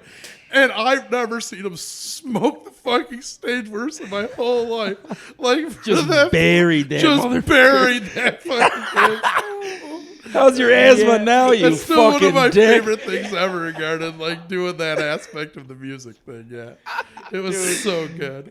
How have I not heard that, That story is so before? funny. That is so funny. Didn't American Hi-Fi do Flavor of the Week? Yes, Yeah, we were that just was the hit. singing. Yeah. That's what we were just. You'll hear it at He had the show. The surfer hair, the blonde surfer hair and Yeah. shit. Oh my. Yeah. Dude. So that was one of my all-time like favorite things ever. That's funny but- shit. So it was always just a live sound? Like Yeah, live just sound that you live would do? sound. Yeah. Never, okay, Yeah. nice. And like I said, I was genuinely just a sidekick for him. And So- I knew that dude was a wiener in that song. He's like, he's Oh, too yeah. stoned to know. Like, fuck you, bro. Yeah. yeah, that's one of my favorite stories ever. I know my bitch's favorite color and shit. Like, he's a dick. No, that's That's that is great. great, man. So do you do you still ever get like any offers to do live sound or anything like that? Completely moved away from it? Completely moved away from it. How long ago since you did your last one? Oh, I mean, you can remember too. The whole like sound games changed too. For Christ's sakes, we lot. used to bring like these giant speakers and subs and this and that. Like the technology now, you're running it off an iPad. Yeah. And like the speaker as much. So it's like he doesn't need me around anymore. And I think it was more of a lot of the times too. I just wanted to be out and about and drinking beers. And I was running sound when I was 16. Like, I was in bars at 16 years old drinking because I was getting stuff slid under the table to me. It was an awesome time. I always said My that parents hated it, Yeah, but it those was were the fun. days. Dude. I always Those said were that really our just- The generation 90s never were a had wasteland, bro. lawless. our generation never had Purple a sound ketchup and guy shit. like you or a Cheech that like everyone else would play the shows and they would make sure, right? Like we're still going through like Bryant, like your generation of sound guys Right. because Brian's, no one. But Brian's got the iPad. Right, exactly, that's how it is exactly. now. Yeah. But there's no one like our age that's like, oh, dude, I got this, I got that, I got all the new shit. Like I'm running sound. It's like they want to play. Like Yeah. you watch You know? setups Right, now, right. like the setups go like in an hour. Like back in the day, a setup was like 3 hours. Like it was like so much lifting, so much. I mean, it was just a lot to Cheech it. still has a pretty good setup. When they does. go up to Montague, yeah, they set up for a decent Well, bit. he and, still like, has that he's big so giant meticulous, analog too, dude. board, though. You know what I He's- mean? yeah. So does Lefty. He's Yep. still using the analog. You know what I board as mean? well. Yeah, yeah. But you're right though. Like a lot of guys like Bryant they're like they could do it from their phone if they wanted. Yeah, it's being run like side stage now. Like they're like, you know, even like there's no like monitor mixers. You know what I mean? Back in the day, like some of these backs, like Cheech was also, he'd be mixing the monitors while Lefty's mixing the front end. I mean, it was a lot different than what it is now. It's Yeah. just the technology is just so much better. Took a village back then. Oh, it really did. It really did. But I mean, that's the iPad. Just all the iPad does is free you up, so you can do all three of those jobs at the same. Without, you know, you can walk behind the stage and listen for your monitors, and you can walk out front, third rows back. You know what I'm Right, saying? You yeah. can go to the right hand side and see how that all goes. You have the freedom to get around. You're not just at a big stationary 6-foot board that weighs 1,000 pounds, you know, in front of you. Yeah. I mean, what stakes though now though is you just don't see as much bands play. Like it used to be every Friday night, like every bar had bands. Yeah, oh, yeah. And bars paid bands back then, or bars did, you're playing for the door. Right. Bands aren't willing to do that anymore. And the problem is because this new age of people, they're not willing to pay for entertainment like it was before. Oh, dude, if you have a cover charge like at your you bar, guys no are a lot one's coming younger in. than me. Like your age group doesn't want to pay to watch a local band. Not only that, mine does. I don't even think our age group really wants to watch a local band for free. They would rather just fucking play whatever they want to hear over the jukebox, and Yeah. they don't care as much about the live aspect of the entertainment at all, which Yeah. which sucks. Well, even Ian, he said, you know, like his karaoke nights do just as well as a lot of his band nights used to. Mm-hmm. I mean, And that that place is costs packed every $400, Thursday. Yeah, it's a lot cheaper. Way cheaper. But back though in the 80s and 90s though, a lot of the bars played for the basically the door. I don't know if you know anything about like recording music, but over the past like 15, 20 years, a lot of the music has been recorded digitally as well instead of through analog. And then they have to go back and add that like analog saturation that you were getting because it just doesn't sound right. So they're literally trying to like factual or like just not capture it correctly and then go back and like try and fake their way toward the authentic sound. Being And it's like, artificially dude, the inseminated authentic into the sound was there music. Yeah, 40 years exactly, ago. yeah. Like there's no way you don't have the technology to still do it that way. Right, yeah. You've progressed so far that you've gone backwards. Yeah. You know what I mean? Like Yeah. it's crazy. It's too clean. It's too clean. No, it really is. It's nuts. And Like, how do we make that sound Well, more authentic? it's- Well, we it- could record authentic. No. yeah, no, that's crazy. Somebody already did that 10 years ago. Let's just plug their fucking shit in. Who's the intern? I saw even like when they used to do like panning in like chorus effects, they would literally like suspend a microphone in the middle of the room and have an amp on a pendulum and literally swing it from yeah. side to side so that the microphone would capture the fucking guitar coming like in and out and Yeah. Really? like that's how they would capture that sound That's how you moving. get delay and back in the now day. it's literally just fucking you click a button and it's the sound's going left. Oh, I don't like it like that. Right to left. You couldn't just like swing the amp the other way. Like you had to redo it and swing it the other way. You know. Yeah, they had some. I've They- read and heard some pretty cool things they used to do. Like the you know, kicking holes in their speaker cabinets to get distortion, shit like yeah. that. Before there was pedals Just for doing that. some weird shit to be able to capture the sound they wanted to, and now it can all be emulated through ones and zeros through different fucking Yeah, like Eddie, programs. like Eddie It's- Van it's Halen only nuts. learned to tap and like do all that stuff the way it was because he didn't have a delay pedal. He said he's like I had to create my own delay, so I learned how to play like that. He also did a lot of his own like wiring and stuff Yeah. as well, so he could do a lot of his fucky shit. That, Yeah. like he heard, he was like, "Oh, if I wire the pickup differently, it's gonna sound like this, and I can kind of do this way." But like,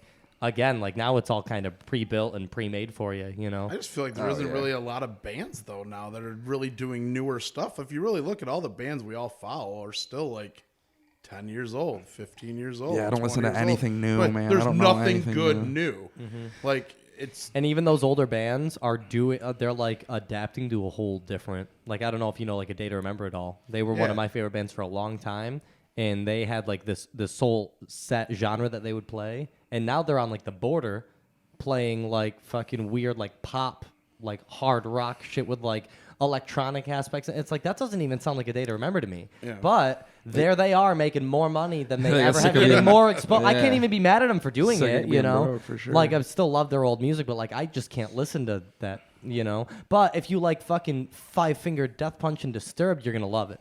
You know what I mean? Yeah, but like even those bands are getting sick of it too. No, You know what I- I mean? Like, that- how many times has Ivan Moody left Five Finger Death? you know Punch? what I mean? I Though don't it's know. I like don't it's listen to them. that style rock though. That's like the real rock. Like, but like that was never a day to remember. A day to remember was like this weird like outcast. Like they kind of started this weird like pop punk hardcore fusion, and that's what they were known for. And now they're doing fucking like marshmallow songs and ending up on the fucking pop stations. Sometimes that's you what know? it takes, dude. Yeah, no, you got to change for the times. All Time Low is the same way, dude. I fucking love All Time Low, but now they're doing songs with whoever, and you know. It sucks, but dude, I mean, like, if you want to stay relevant, Exactly. Yeah, you want I to guess- stay I guess- trending. I guess that's Yeah, I what wish gotta you do. guys were old enough to getting to go to some of the shows I was lucky enough to get to go see back in the day, like the Ozfests back in the day. I was actually I so went You to did, one, didn't you? yeah, I was one of the first shows I ever went to was an Ozfest. I was like 10 years old. Was it I 96 in choked. Syracuse? No, it was no. God, He wasn't no. born It was. yet. It was. Yeah. I was. I was. Was I it was 5 months 96 old. in I was Syracuse? 5 months old. No, Yeah. no. We went to. I think we went to 06 in. Fuck. It was probably Buffalo area, like Darien Lake, Rochester area, maybe out that way. I don't think it was in Syracuse. Could be wrong. I don't. Who played in that one? Do you remember? Fuck, dude, I actually have a vivid memory. Black Label Society, Zach Wild's band. Yeah, I they love Zach they Wild. played beforehand, and Fire It Up was on Guitar Hero, and Alex and I both knew it. And my dad put me on his shoulders, and I'm fucking 10 years old with a mop of hair down to my fucking nipples. You know what I mean? Just fucking headbanging and, you know, devil horns right at Zach Wild. And he literally looks at me and fucking, you know what I mean? Because Zach Wild did? yeah, because I'm fucking 10 years old on my dad's shoulders, like 5 feet away from, you know what I mean? I was probably like 5th or 6th row. Was he playing the bullseye? He broke out so many different. Yeah, he played the bullseye. Nice. He played the buzzsaw one. That's like the Yep. fucking SG Yeah, flying yeah. V model with the orange. And yeah, no, dude, it was so sick though. Treyu played that one. Kyle got a signed shirt. Yeah, just Nice, dude. But dude, again, I'm 10 years old, just seeing titties left and right. Dude, like, dude, traumatized in the best way, you know? Yeah. Alex was 8, you know what I'm saying? Like, just fucking, Alex was 8. it's just so bad. Like, my Yeah, parents, dude, that's like, what what that- were my parents thinking, though? Like, that we were going to turn out Let exactly the like boy this. Right, Like, exactly. You know what I mean? Like, You got your 10-year-old kid on your shoulders. There's titties everywhere. You got a hard dick in the back of your neck. Half the show you're trying Yeah. to watch fucking Zach Wild play guitar. yeah. Yeah, you know what? exactly Though? I it. think it's great that your parents took you to that. Oh, yeah, you know. I mean, I really. No, do. I've heard of. Like you see videos all the time. Like even like you see like a Metallica concert. There's like little kids there with their parents. They make like family events. Those guys been around for so damn long. Yeah. You know what I'm saying? And that's the best part about it is that Yeah. they're trying to pass it on to the next generation. You know what I mean? Like, that ain't nothing new, bro. Yeah. You know what I'm saying? Like, Yeah, the very first show I ever went to. Well, I mean, that wasn't like the Doobie Brothers and Foreigner with my dad at the state fair. Brothers. But like the very first like cool one that I ever got to go to, Ted from CIZ from Ted and Pam in the Morning Show way back in the early to mid '90s. I was the bat boy for the Watertown Indians with his son Trevor, and we went to Lollapalooza '94 up in Toronto. That's been around that long. Wow. It's been around Oh, that yeah. long. It was the second ever one, and I mean, it was just incredible lineup. I Who do you remember seeing? But probably like the Chili Peppers were. Nope, they No? were later on. Oh, that. okay. I This remember they were one. This big on one it, but- was Rage Against the Machine, Nine Inch Nails, Hole with Courtney Love. Yeah. Back, What? and we're talking. This was back right when Loser was starting to break. That was before Kurt Cobain's hole. Yeah, it was. What his this fucking guy, unbelievable. But it was good. too soon? Alice in Chains. what did his entanglement? I was gonna. No, that what you wanna call his it? hole. But Alice in No, I Chains know. Ministry. Yeah, it Well, was it didn't good. seem like you got it. No, that's Anyways. nuts. That was in Toronto. Yeah, it was up in Toronto. Yep. What would you say your favorite show you've ever been to was? I know. If you had to fucking lay it on it. If you had to pick one. See, the thing is I used to If be you big say into- something like fucking fish, I'm gonna snap. He's gonna too. It's like I've been to people, I'm gonna 100 and there was this flip out. one at the Red Rocks that was just insane. I'm gonna be No, you so know what? upset. I'm not gonna Grateful go there. Dad. The Monday after the MTV Music Awards back in 1990. I want to say either 7, 6.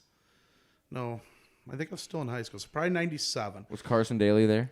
I didn't see. Was that the one where But this Justin was in Timberlake and Britney Syracuse. Spears were down him? Smashing Pumpkins played, and on it. This was right when Melancholy and the Infinite Sadness just came out, and they just swept the entire MTV Music Awards.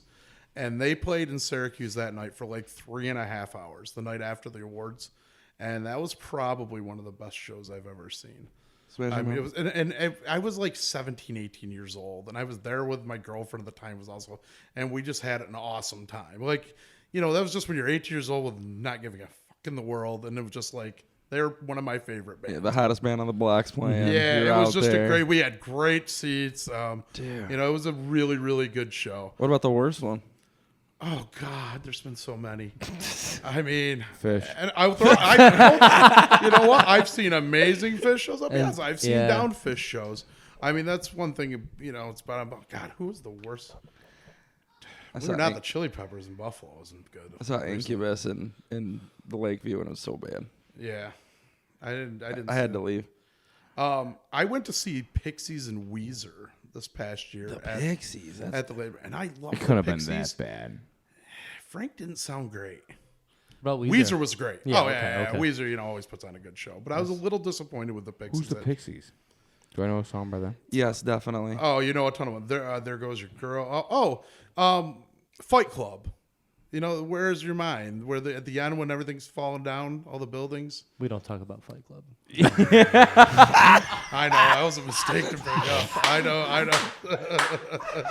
I can edit it. It's fine. No, it's great. It's perfect. Don't do that. I'm just kidding.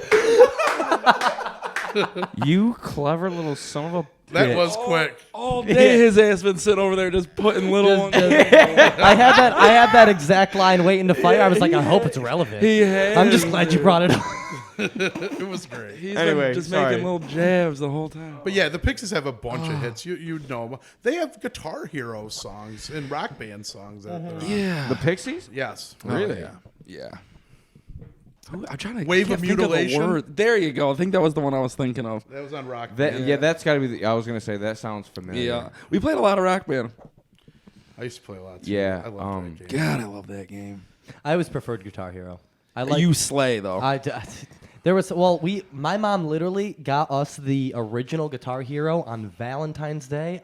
I hate to be the guy who's always like, we had it before, or I was the first one. I always hate that guy. Dude, my mom literally got us the original Guitar Hero before anybody fucking ever heard about it, knew about it. She was an avid eBay shopper at the time, and this weird like guitar game came out, right?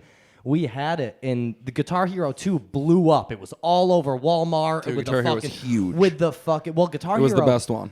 Guitar Hero 2 specifically, though, like you couldn't turn your head without seeing No. Guitar Hero. But the original one with like Johnny Napalm on the cover with the fucking Liberty Spikes and shit. Dude, Yeah, Guitar Hero 1 had actually none of those songs are by like you don't like when you're playing them. That's not by no, like, you're no, not they hearing all the real artist. re-recorded No, it. yeah. They Yeah, yeah. re-recorded It's- versions of it'll it say to avoid as the copyrights. performed by Guns N' Roses. Yeah, or, you know what as I'm saying? made famous Or- by. Yeah, exactly. Okay, yeah. so you used to play a little Guitar Hero A over little? your grandmother's every once in a while, didn't you? Yeah. Okay, Oh, so yeah. this is how far along I've known about you. That's funny. Is my mom used to come, oh, you got to see Kyle's little boy play that Guitar Hero.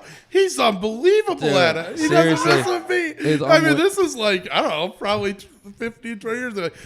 Like he's the best around. I'm like, oh, the damn wizard lives a block. It really from is. me. Dude, I used to probably think I talking about knew. Alex. I used to think Yeah, I knew no, a for little sure. something about Guitar Hero. I played a lot of Guitar Hero, right? And like I remember, like there was like I got to the point where I could play some songs on Expert, but not like the whole docket. You know what I'm saying? But like I had a couple songs I could do on Expert. Felt pretty cool by myself. I go over their house one day. And I'm like, dude, you guys got Guitar Hero? I'm like, dude, you guys don't know shit about Guitar Hero.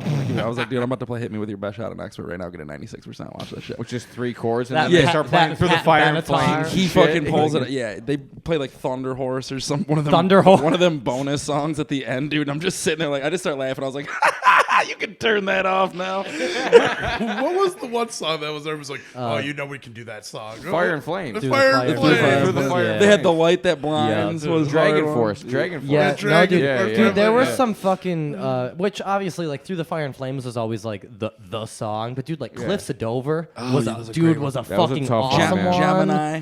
And like One by Metallica, like, you know, just Yep. the awesome thing about Guitar Hero is like when you were playing like and you were interacting with that game, playing those chords. If you were playing the red and the green for a particular song, and then would go back to the red and green, like it's playing that chord. So you could literally, like, if you knew a song well enough on Guitar Hero and you knew a little bit about guitar, you would know, like, oh, okay, like this is the same progression because it's going from like the blue and yellow. To They the set you red up in and- power chord Dude, form. no, they really would. And then even the guy on the screen, like if you're playing on the 5th fret, like he'd be on the fucking 5th Well, fret. Like, no, they put a lot into making that game as They did. accurate as possible. And the biggest thing they did was to make it the most real. Like when you realize you're not playing a video game anymore, was the alternate picking. You know what I'm saying? The whammy bar. That's when I realized that I'm like, okay, like this is not just a video. Like Yeah. you can do this all you want. You know what I mean? Well, but like and it was the alternate picking. That was what was funny too, because a lot of my friends who like didn't play guitar, they would just thumb.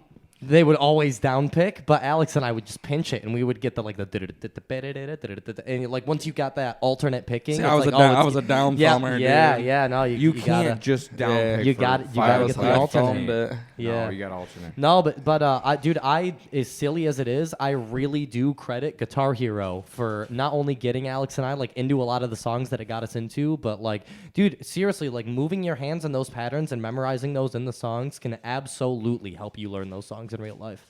And now they have those other programs like the whatever it is where you get I've like seen a on real YouTube, yeah. guitar, and then like they have like those rock band type programs, but you're playing a real guitar and it listens to you. Rocksmith. Rocksmith, yeah, that's what it is. But you can like actually learn how to play on a real guitar through video games, which is insane as well. So none of you guys learned from Esteban the commercials No. late at night? Have you guys ever seen it? No, I can't play a See, you guys are classic so young. Spanish Yeah, guitar. Esteban. He used to have the commercial with I us. know what you're talking You about. have seen 'cause it? I've seen like spoofs and parodies of it, but you've Esteban seen the will teach real you the guitar. thing. Oh yeah, those things used to come out at like midnight on Comedy Central all the time, 12:30 in the morning. Right before George Lopez. Yeah. Right before the lowrider, it was playing it on a classic guitar. That's why you're great. No, I don't know who this Esteban cat is, but he's got to be better than Santana. Oh, you gotta watch. They gotta be on YouTube. Oh, yeah. God. He had this. There'd be an hour infomercial. An hour. Oh, those things were long. Yeah, I used to watch. It was a whole guitar lesson. whole guitar lesson. Yeah, it was a I, whole um, package. You dude, got, I you got remember- the guitar. You got the video. You got the. I remember my dad used to get the magazines that would have like 5 tabs in the back, and I would flip to the back of them and learn like Guitar Iron World. Ma- yeah, I it's like forgot they Iron. did Do you that. Yeah, remember learn that your favorites. too? Here's the chorus to your favorite song. Dude, yeah, like, and I Guitar World. literally used to go through and learn like fucking Paranoid by Black Sabbath by looking at not on a phone or a computer, but a fucking Dude, magazine. I always sucked at reading tablature. Do you still? Yeah, I'm terrible at it. I know you, because you didn't respond to Alex. Have you toyed around with teenagers at all? I watched He's the video. got it. I watched that video and I said that's dumb. You said To I'm not do doing that, it. yeah. You're not doing it. That's a lot. So you want there's me a lot you of want up me and to down play in it? there. And, no. So the lead part though. Yeah, that's what I'm saying. Don't worry, Ev. I'll play it and sing it. It'll Good. be fine. That's and about, you get to that's, see how bad it's going to be at the paddock on January 20th. That's gonna be right about the time I need a rum. Yeah, where's coke. that flyer at? It's man? right here. there. No, we Put gotta it on the post front. it. It's on Oh. camera. Been on camera the whole time. It's your birthday too, right? You just knock it Yeah. down. I'm gonna be 30. Don't step man. on that tag. Is it your I'm gonna- 30th? My 30th, yeah. Yeah. Doesn't that fucking suck? We're gonna have a big old cake.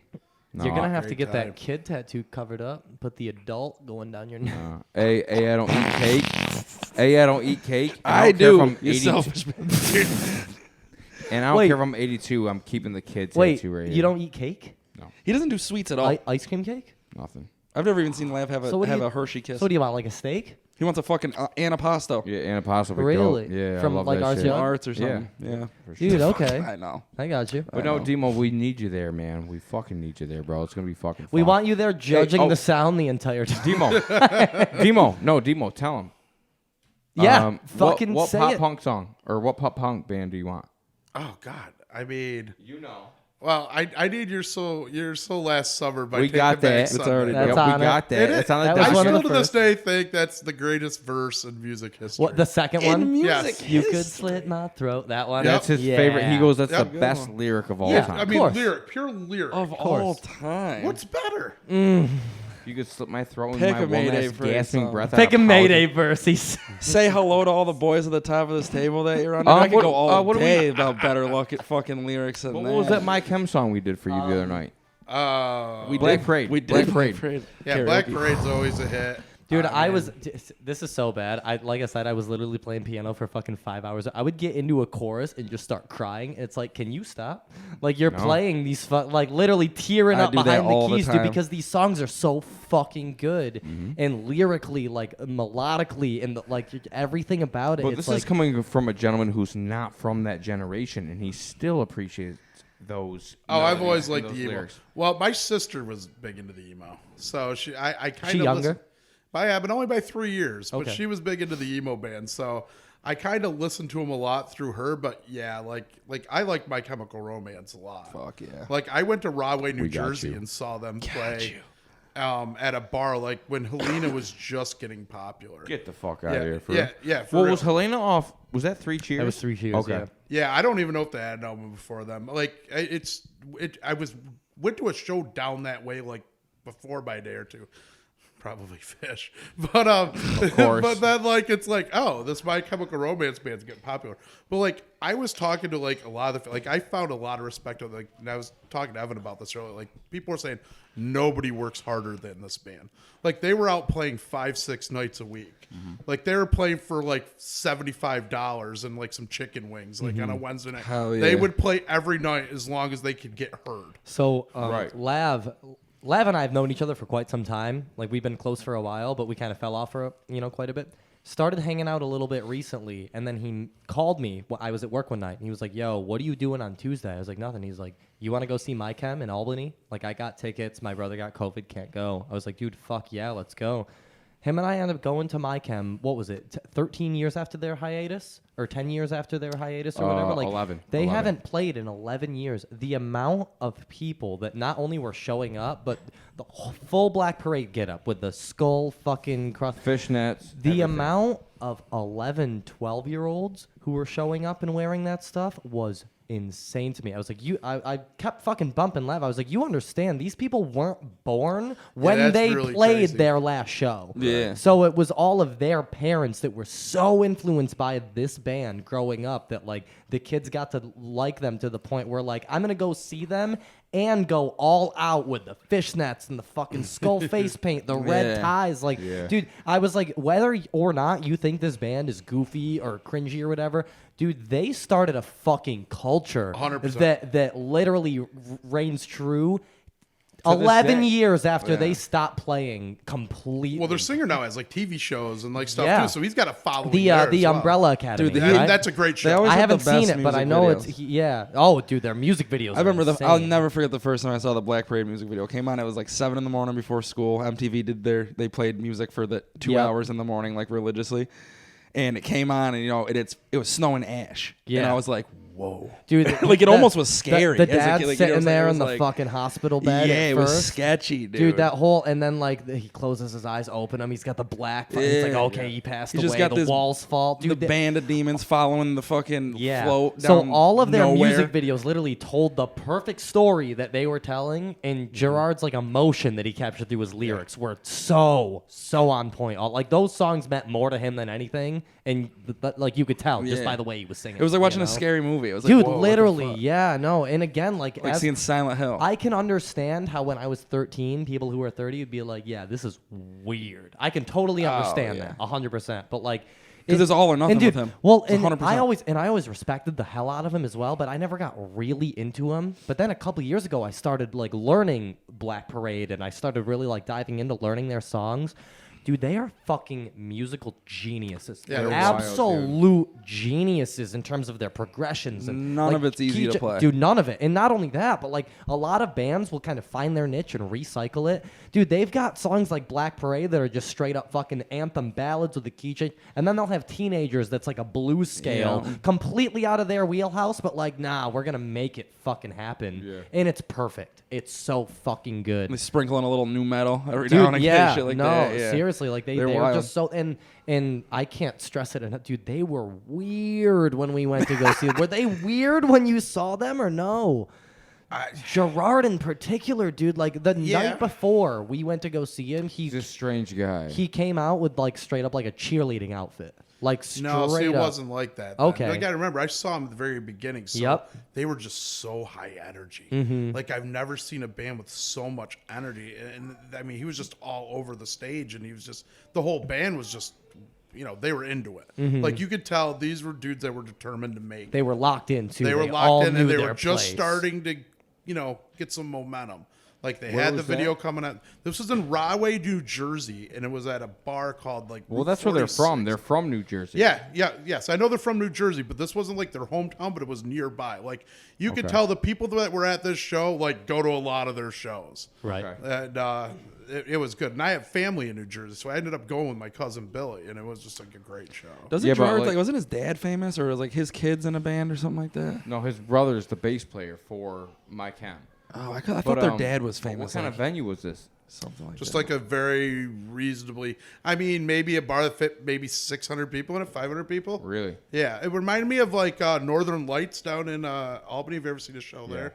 Yeah, it reminded me of some place like- absolutely. Northern Lights Music Hall. Yes, Yes. I have seen that. It reminded It's me of actually like a place like that. It's in Schenectady, is where it is. Yes, it's in Schenectady. Yes, Yeah, I've seen yes. like Typo Negative. I've seen a lot of shows there. Yeah, Typo Negative, another band. I don't know if you guys ever got into. Okay, so They're it was kind a of I've heard of music hall, them, but but it I wasn't a never got bar. in. It was a music hall. There, Yeah, like a music hall. yeah, bar. held about 500 people. Yeah, okay. Yes. It's your No favorite shit, man. And you saw My Chemical Romance there. Yes. back then, yeah. Yep. Really? Yep. Lav, what do you That's think your favorite show you ever been to was? My favorite show ever. Mm-hmm. Honestly, probably Lincoln Park 2014. Where'd you see him? Oh, I bet that was killer. It was at Darien Lake, and it was insane because it was AFI opened, 30 Seconds to Mars, and then Lincoln Park.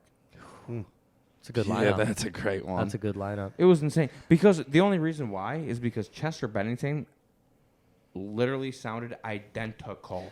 Oh, yeah, he's unbelievable. He's Every single insane. song for Insane. 2.5 hours Yeah. sounded identical to every single thing I've That's heard literally on what radio. what it was like listening when Counting Crows opened for Matchbox 20. I was like, someone just pressed play on their CD. They Yeah. were perfect. Yep. I never got to see Lincoln Park, but I remember wild. one of the shows I went to, I think it was in like Rochester. I was seeing probably like Neck Deep or something like that. You know how they'll play like the genre ahead of time on the playlist, like waiting for bands to. Dude, they ended up playing In the End, and this was after Chester had, killed himself or whatever.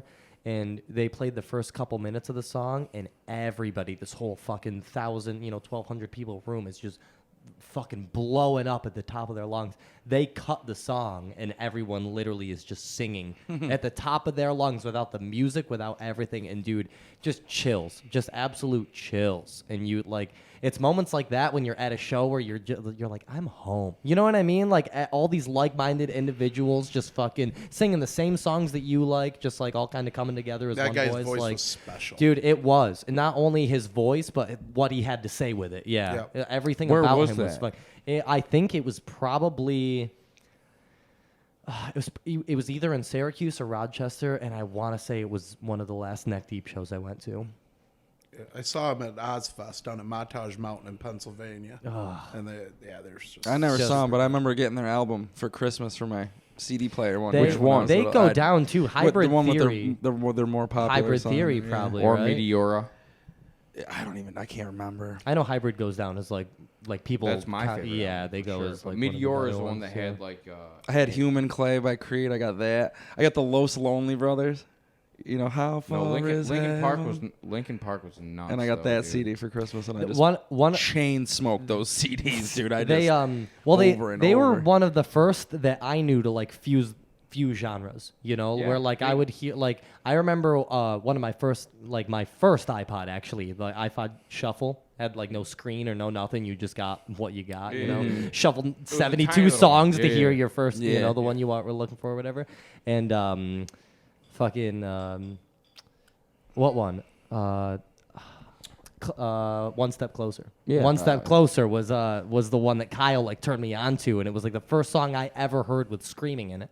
And it was kind of weird, you know, and I was like, I don't think I like it. And like over the years, it's like, oh, like that was the start of me really getting into the screaming. I like it a lot. Yeah, his scream was like, I don't know, it's like almost haunting in some songs. Yeah, like, It's the so, best word. It is the Perfect. best word to describe it. It's Yeah. just so like he had one of the He had greatest hard rock screams. in that song specifically, they get into the bridge and he's, you know, shut up when I'm talking to you. When he holds the shut up, I'm about to, and it goes back into the chorus. You're just like, fucking because- A, dude. There's because something about it that like, Because they made a heavy scream song poppy. Like that was on you know yep. like mainstream radio. That for a one, while. and then like Ohio is for Lovers. Those were like the ones that I remember being. No, but like, you can't put Linkin Park in. No. in I'm Hawthorne just Heights saying. in the same No. category, 'cause it won't I'm just work. saying. When I was 8 years old and listening to music for those were the first two, and then maybe like Face Down. Those are the songs where I heard that was like mostly singing, then a kind of sprinkle of screaming to kind Yeah. of like ease you into it. I'd say Hawthorne's probably the first one I heard, Well, like, like- as far back as I can remember. But it's funny because Or those Under screams Oath. are so different than what you hear now. Like they're so raw, they're so like haunting, like you said. Like those it's- boys had but that Linkin- pain in them. Yeah, they had like- that But angst. Linkin Park opened that door to make that scream. Yeah. Oh yeah. popular, 100%. to make that mainstream. There was bands before them that were starting to do like the mixing of the genres that, I mean, we're nowhere near on the level of Linkin Park, but like POD, for example. I don't know if you guys have ever heard of absolutely. them. Oh, yeah. They were out a little bit before Linkin Park. They kind of were fusing it.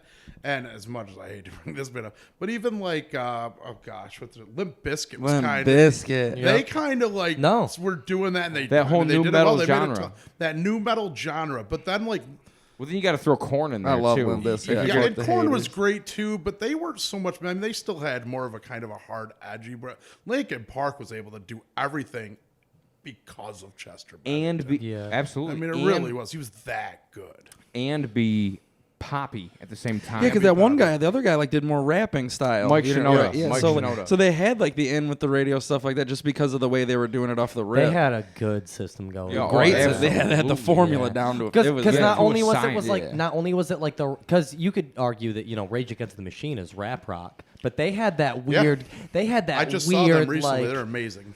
kind of techno-y Right. kind of like guitar vibes and like, you know. going back to Incubus, kind of did the same Yeah, thing. but Not you know, quite, not quite though. You know what I'm But saying? Like he Zach had De La different Rocha melodies. makes more of like a yeah. vocal presence than Brandon Boyd does from. Oh, Incubus. definitely. I'm just saying, You know what I mean? Incubus, he has rappy tendencies in some of his songs. There's something that Linkin Park did though. Like you could say that new metal, like rap, like there was something that they did that was specific to them that everybody enjoyed. Literally, whether you liked rap, whether you liked rock, or whether you didn't like any of it, you could not help but think like, No, God damn it. I Yeah, it like must this make it song. so much easier not having to force your genre on anyone. Like it's just Yeah. like this is what we like to play, and everyone Yeah. seems to like it. Yeah. So- They were No. kind of the end of the great run of bands. Yeah, Who?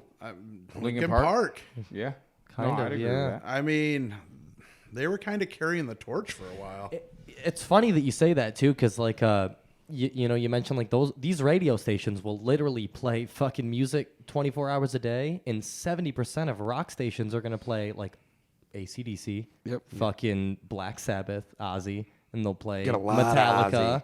You know, it's like, dude, we're literally listening to songs that were recorded 50 fucking years ago, and there are a million songs that get recorded every single day. Yes. And we're still preferring what was recorded 50 fucking years ago. Yeah, like you put on Z93, those songs were all made before I was born. I was born Yeah. in 1978. Oh yeah, but to your point, like we're going to listen to Linkin Park for a long time. Decades. Yeah, like Yeah. people who aren't born right now are gonna be listening Yes. to Linkin Park in 15 years. Sure, absolutely. 100%. But like, yeah, like But it's the same way It's as hard that- to break through like now as a band. Right, but it's also the same as that if somebody that's going to listen to Guns N' Roses in 20 years from now. Yeah, You know what I Guns mean? N' Roses, but not anybody who's formed in the past 5 years. I don't think. Like because you know who because bands aren't Yeah, as you got to stand the test of time. There's Yeah. no super relevant bands the last decade. well because it's not bands. not. There's It's not. artists. Yeah. It's artists. There's It's not. because people want to be a one person entity, whether it's fucking Louis Capaldi or whether you're like one rapper or something like that's what and honestly that's what makes sense when you can play fucking 7 instrumentals out of loudspeakers and be the one guy instead of paying 7 guys to do their jobs. Yeah. And the audience doesn't care at all because they would rather just fucking hear your song over the loudspeaker anyways. I mean, Drake shit's still gonna be floating around in 50 years. He'll Okay, still but that's- be. But it's yeah, not a band, but you know what I'm that's saying? just it. It's Drake. It's Right. not Drake. It's not. And No, Friends. Yeah, that's what I mean. No, Like he it's, brings up a good it's point. artists. And so it's does solo Demo, artists. man. Like you said, like the Louis Capaldi thing. Like nobody's gonna fucking know who that guy is in 10 years. No. You know what I mean? Yeah. He's not gonna be Guns N' Roses in 10 years. No, but Like, there's going to be another one that people are obsessed with that they won't know in 10 years either, I don't think. It's going to be the Justin Bieber to the fucking Ed Sheeran to the Louis Capaldi to the like Justin Timberlake, It's yeah. going to it's going to be the one man entities that are popular for a little bit and then there's going to be a younger one that fucking comes up and takes their place, but bands aren't a thing, like they're not like they used to be at all. Like I wish It's you guys sad. got to live in the same time I did when like every like Tuesday and Wednesday when new CDs came out, you ran to the stage door. You ran because you were so excited because there was so much good music. I mean, I had Pearl Jam and Alice in Chains and Stone Temple Pilots and Nirvana and I mean all these different bands coming out with CDs all the time, and it was exciting then. And you guys had your same time too, but maybe it might have been downloading. But when's the last time you were like, oh, this new band that came out, can't wait to download their album? No, the only stuff you're downloading now is stuff that's been like made for 10 to 15 years. Or if one of your bands that you've been following, like a new Pearl Jam album comes out of the blue or a new, it's just, I don't know. The state of music is not in a great spot. So I definitely, No, I agree. I love some recent albums from bands that have come out in the past 5 years, but State Champs and Neck Deep are never going to reach the level of success that say Linkin Park Chili or Peppers, shit fucking like that, Chili yeah. Peppers. Like it's never, bands are not going to reach that level of success Nah. anymore. Do you think the It's- death of MTV plays a part in that? I would also say I think consumer preference more than anything. I think honestly it's because this internet, everything happens so fast. You know what I'm Well- saying? Everything is bang, bang, bang, bang, bang, bang, bang, bang. Right. You know what I'm saying? Like he was just saying, like, dude, we had to wait till Tuesday. There was we don't have to something- wait till fucking Tuesday to get the Right, new right. song. You know what I'm saying? It's just whack, whack, whack. You're constantly Right. changing, constantly. Like you said, there's 10 million songs a day coming out. So and there then at was- the tip of our fingers, all we have to do is type it in. yeah, there was something about know? like back in the heyday when like you could see 4 or 5 people all coordinate one thing together. It was like incredible. And now people couldn't give dude, like I've seen videos like Post Malone will literally come out, they'll play his song over the loudspeakers, vocals and everything. Like they won't even cut the vocals. And he'll get up there with a mic and sing what he wants to sing, but like the entire song You're is just getting listening to the played CD. over Yeah, the it's bad. loudspeaker. And it's like, dude, they would rather spend $300 to see that than 20 to see 4 people try to coordinate something that sounds sad. It is no it I think it's more so how people consume music as opposed I think MTV did the same thing that A Day to Remember did. They just changed with the times and kind of they were like, we got to get views, and Pimp My Ride is getting more views than fucking these music videos. And Yeah, then my ridiculousness teenage comes pregnant daughter, along. yeah. You say like you got the album. That's what you had for the year. So you drank that glass slow, man. You know And what I'm think saying? about Like, in the these- mid 90s, we people were are spending like chugging 17, music 18 now. bucks for a CD. Yeah. Now you can get any album you want every month for $9.99. Streaming has absolutely Ruined killed the business. Absolutely ruined the business. And that's another thing, too, is that albums. I grew up thinking albums were like, that was the bread and butter. But like you had to do an album if you wanted to be relevant. You had to have the cover art, Yes. the story, the fucking, the packaging, all that Yeah. stuff. Dude, now it's literally like if you do an Can we take a album, break? you are silly. What do you got to piss? Yeah. Well, you don't want to just call it? We've been like, what, an hour and a half? Yeah, let's wrap it up. You want to or no? No, I just want to piss real quick. All right, we'll take 5. So It's my all-time favorite. as far as Super Bowl picks, who do you got right now? Yeah, I mean, I think we should do Super Bowl picks. I mean, you look at the AFC. I mean, a lot of the people around here, you hear them talk about Buffalo. I'm not 100% sold on Josh Allen like everybody else is.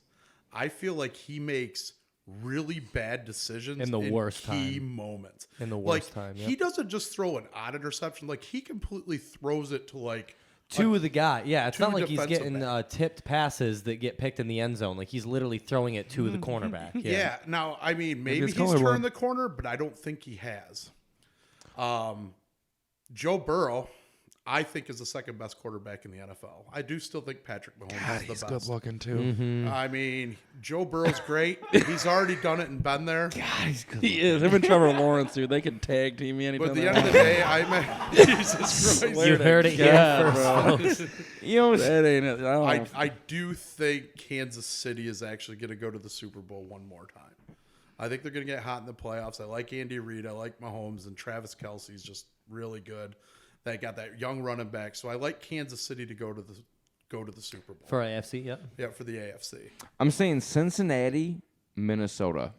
And I'm a Eagles fan who has the best record in football right now. Yeah, they have the best record. You think they have the best team, though? I'm saying Cincinnati, There's a lot of good teams Minnesota, this year. Super Bowl. There's a lot of good teams this I think year. Minnesota might lose the first round of the playoffs. Really quick, so I'm in the fantasy playoffs. Also, don't sleep on Detroit, by the way. I've got They can sneak in. I've got Kirk Cousins and Justin Jefferson on my team. And when I turned on Saturday football, I saw that they were down 33-0. And I was like, what the fuck? Against the Colts. And then I literally put my phone behind the line as I'm like cooking and just watching the rest of that game. And they crushed. Came all the way back. Biggest comeback in NFL history. Yeah, It's crazy. So say somebody placed a $100 bet on the Vikings at halftime, Demo. What would that have paid out? That's Depends a great on what question. the odds were. Nope, that's a great question. I actually know the answer because there's been a lot of people online saying that line was way short.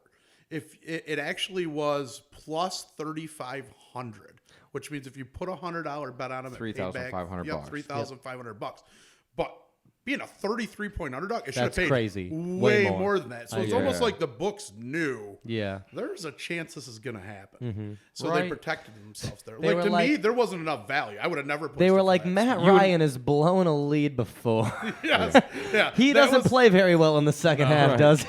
No, I mean, So that- you wouldn't have taken that action. You'd be like, nah, go fuck yourself. Oh no! It's oh, almost no, not me, worth- no. I no. wasn't going to take that. No. No. That doesn't make I bet the sense. Colts money line in that game. I actually lost that bet. No shit. Yeah, I mean, when you're up 33-0 at halftime, you're feeling pretty good about yourself. Yeah, No. absolutely. So I didn't see that happen. I still think the Vikings are very, very fraudulent. I mean, how can you be a mean, three-loss team and you're an underdog every game? I mean, the books know that this team is gonna underperform come playoff time. Well, I think about 75% of their wins have come from fourth quarter comebacks, and that's And it's- not Kirk Cousins. Well, it's usually forte. fucking Jefferson fucking getting crazy catches. Yeah. with 3 fucking. You But know, how like- long is that going to last? Exactly. That's what if I'm saying.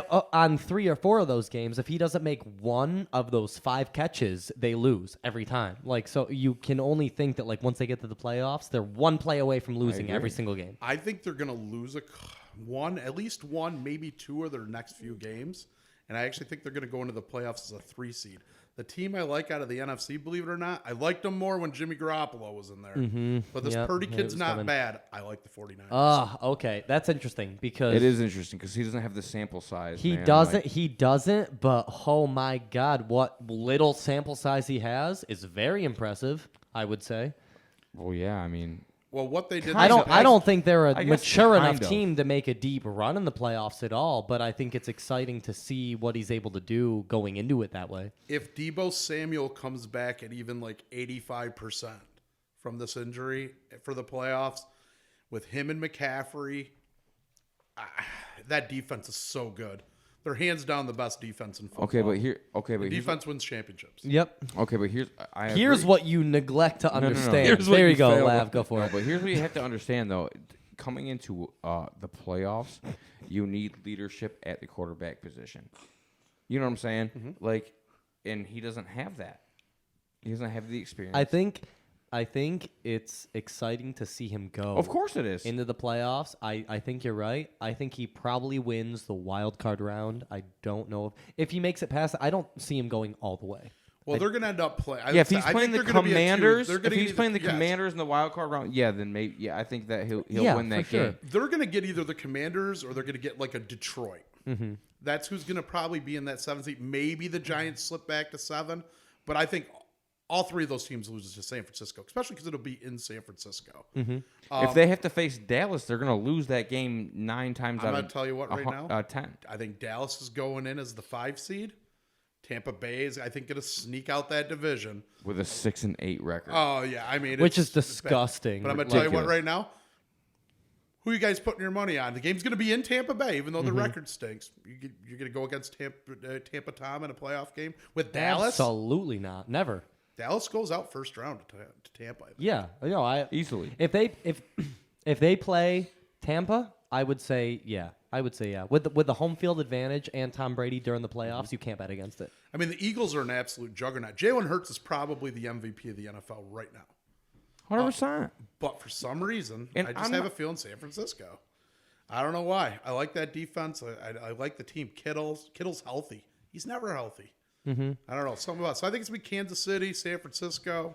I think Kansas City wins the Super Bowl though. If you ask any NFC team or any NFC fan that's not a Niners fan, the only team they're scared of is San Francisco. Yes. I promise you. I don't care if you're a Cowboys fan. I don't care if you're an Eagles fan. I don't care if you're a Packers fan. About Eagles? The only team that the Eagles are scared of, you saying? No, any NFC team. Any NFC team. Okay, any NFC team is the only team that people are scared is the Niners. Yeah, I agree. But again, this kid's 23 years old, bro. 6th round pick. He was dead last. Yeah, he's Mr. Irrelevant.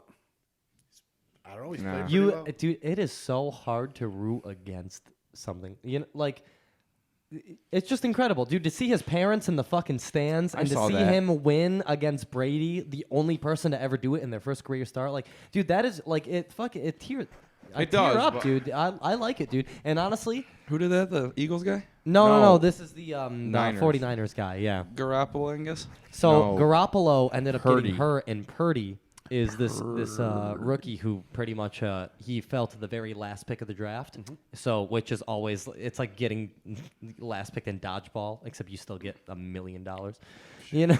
But no, so like, and that's exactly how Tom Brady ended up starting. Yeah. He literally was Mr. Irrelevant, fell to the very end of the draft, and then ended up like overcoming all these obstacles to be the.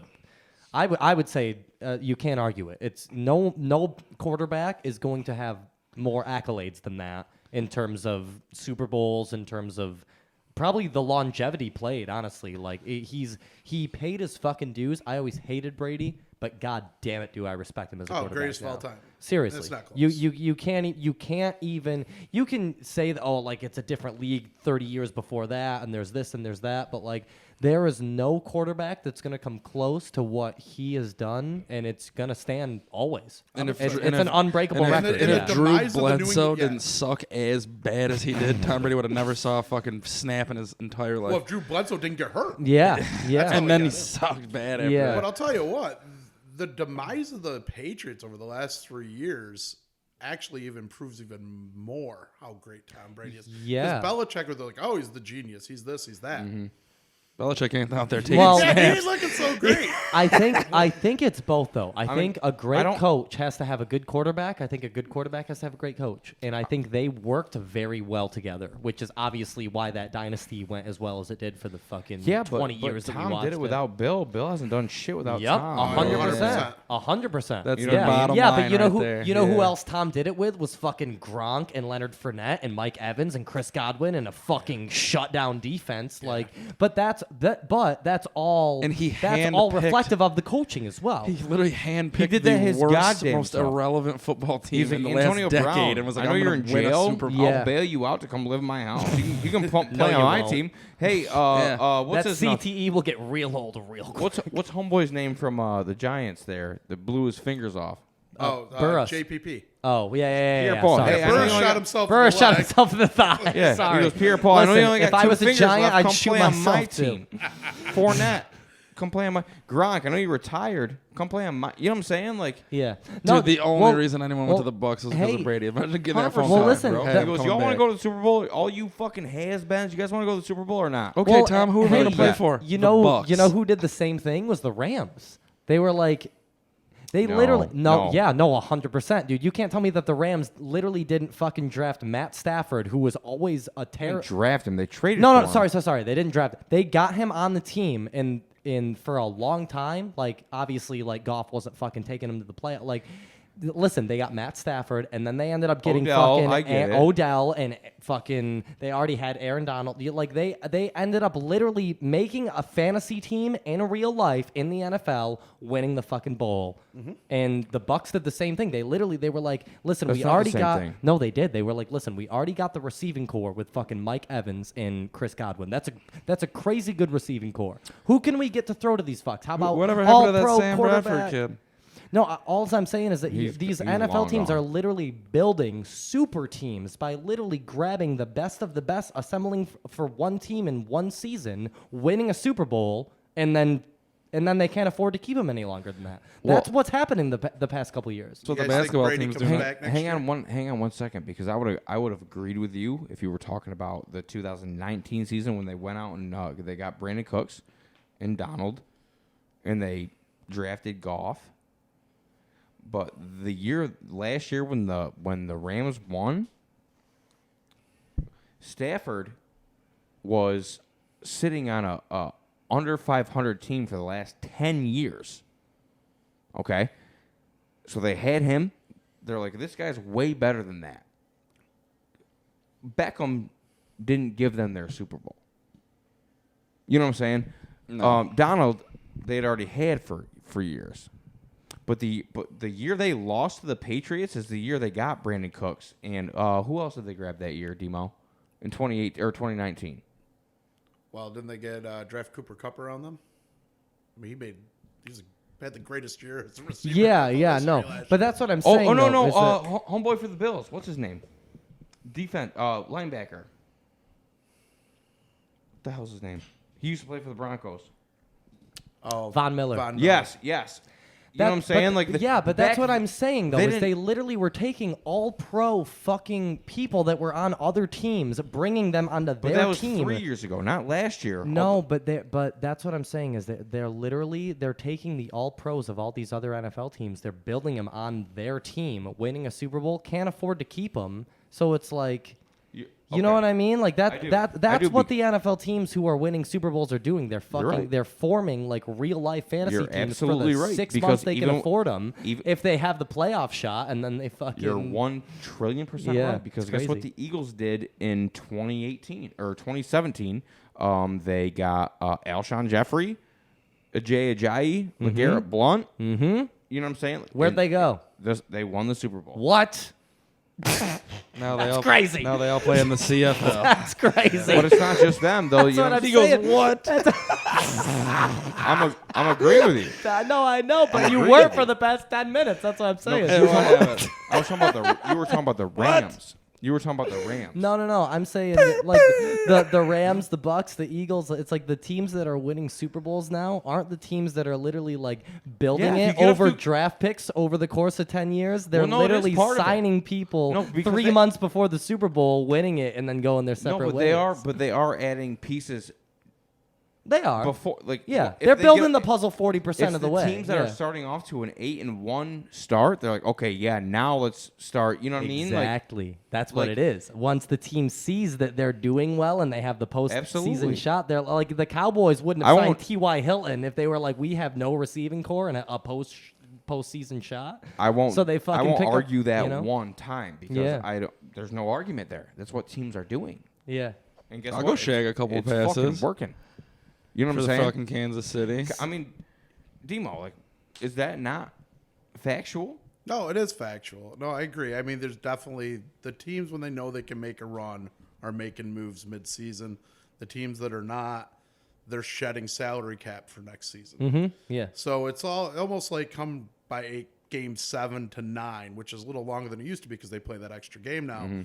you have to make up your decision. Are we going to go for it this year or are we not? Or are we gonna play for draft picks? And it's almost like now everything is based off a go for it now, or you're going to just decide to rebuild. What a And- quitter ass mentality that is. Like, dude, fuck this No, season. dude, Let's just start worrying about next year, Yo, bro. Well, that happens though. That's how it is too. That's if you some play, bullshit. that's another reason. Like if you're in 4 fantasy leagues and you're winning 1 and losing 3, you're like, fuck those 3, I'm losing it, It's dude. true. I'm going fucking It is 12 and true. 2 in this one. But no, hear me out for a second. Evan, the NFL is such a different animal because so many positions in the NFL are not longevity positions. You know what I'm saying? Like so Yeah. like Art, we're not good this year. This guy is going to be obsolete in 2 years anyway, so let's you know what I'm saying? Just that's make how this it's chess, working. bro. You know what I It's too- mean? it's- Like You gotta play that long game. Listen, the average- in 2030, it's ours. no, Just it's, talking it's not shit like for the that. next almost 5, had 7 it. years. 2057, we Yeah. got No, it. it's baby. not like that. years. The Mahomes average will be dead. no. Like, what The average career of a running back is about 6 years. Yep, 6 to 8 years. It's average. You know what I'm saying? God damn. You imagine working for 6 years and being like, dude, I'm set for Like your career, like you work your entire life to go to the NFL, and then within 6 years, you're like, fuck, now what do I do? You're like, I am 28 years old and I have no idea what I'm going to do. What did Demo, That's what it is, Demo man. mentioned earlier, like the Texans are just like really not a great football team. And No, they're a dumpster. And I was fire. like, dude, could you imagine just being that head coach in the locker room with all boys and you just got like Mahomes' contract in your hands? And you're like, all right, boys, well, he's done and we got another 10 years. Yeah. You Let's know? not even try until then. Yeah. You know, just Everyone stay healthy. Take your fucking vitamins. Drink lots of fucking water.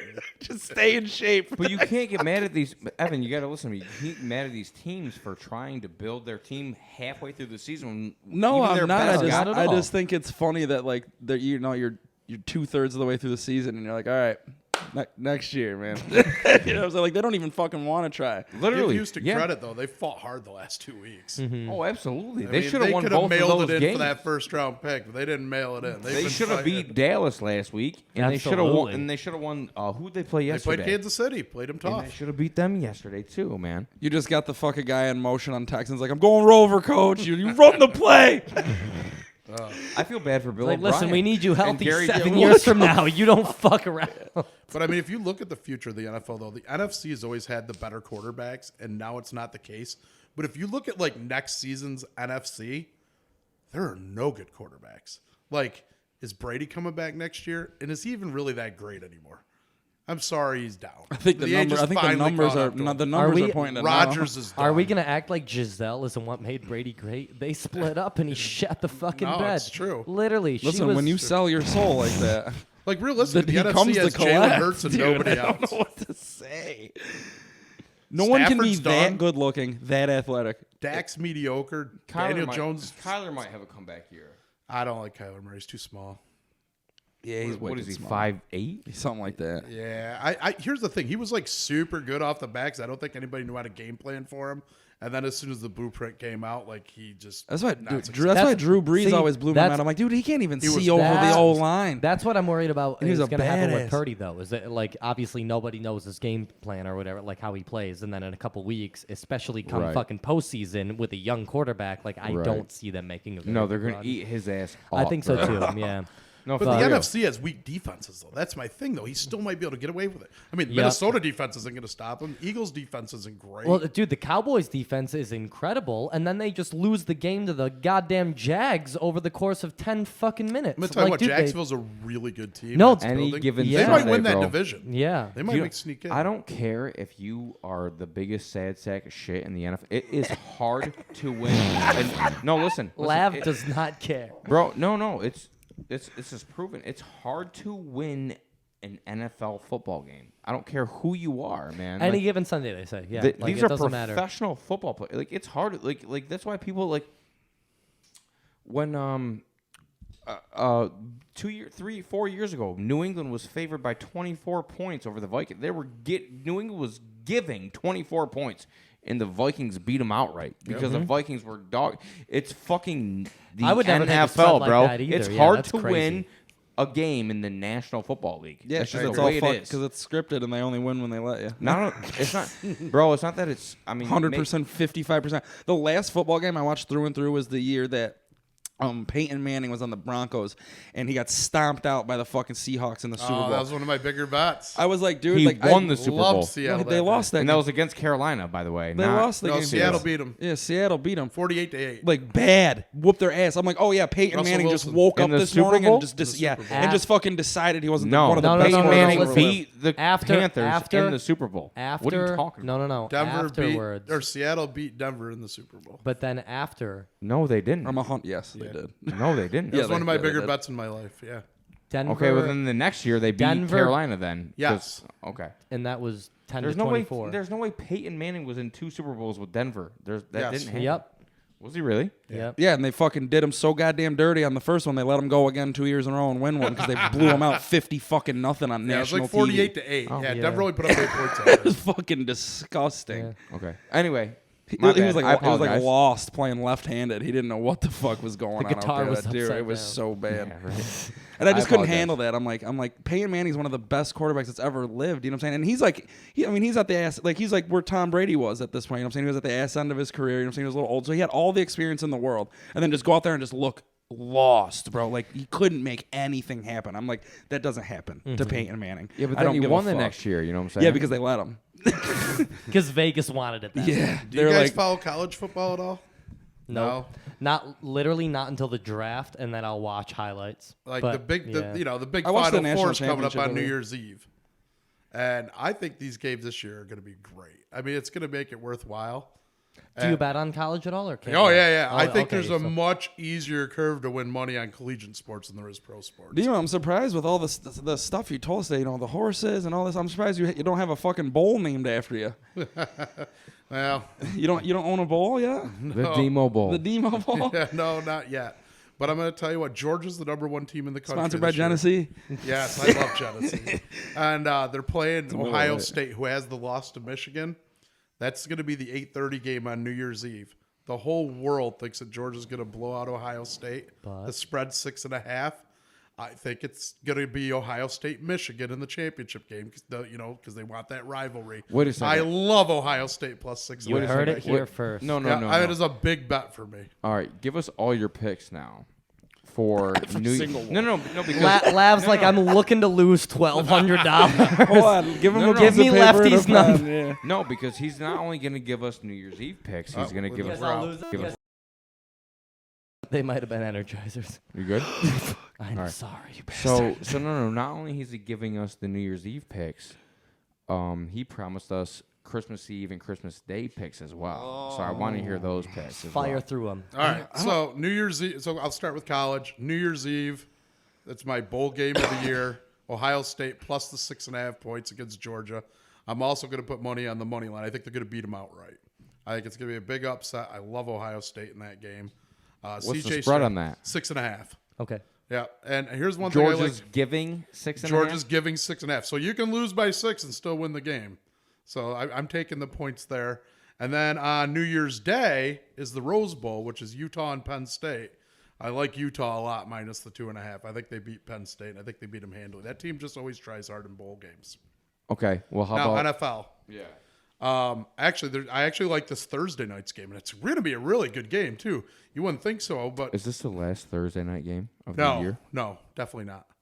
No, there's still 3 more weeks of the season. Yeah, but I don't think they do Thursday night games for the last couple of weeks. Yeah, I think they are though this year. Oh, okay. Oh, like game Might be different with the yeah. other. Yeah. They try to televise as many games as possible now. They want as much money coming in on each game. Yeah. It's Who's all playing because of Thursday? gambling. Which honestly, This Thursday is Jacksonville and the Jets. Which at the beginning of the year, if you would have saw this game, you probably would have thought this would have Jets. no relevance to. I like the Jets at home. The Jags have been playing really good the last couple of weeks. I think they're due for a little bit of a letdown. The Jets need this game. I think Mike White's back, which I like the Jets. I'm gonna bet the Jets this Thursday night. I like them a lot. And it's only Monday, which kind of stinks. If we were a little bit later in the week, I would have more Saturday. Because remember, the games are on Saturday this week because of Christmas Eve. Yep. And Well, there's only 3 games. There's 3 games on Sunday. Oh, I yes. know. And they all stink. Did you see Yeah. what they're throwing us on Christmas Day? No. All 3 games are terrible. Like, if they're on at 1 o'clock on a Sunday, you wouldn't watch Well, them. that's what you get for sucking in the NFL. They're like, you're playing on Christmas. Right. And You thought you were going to see your family. Well, and here's the thing, too. This is my Texans, Comanches. This is my cardinal the rule of Indians. sports betting, though, believe it or not.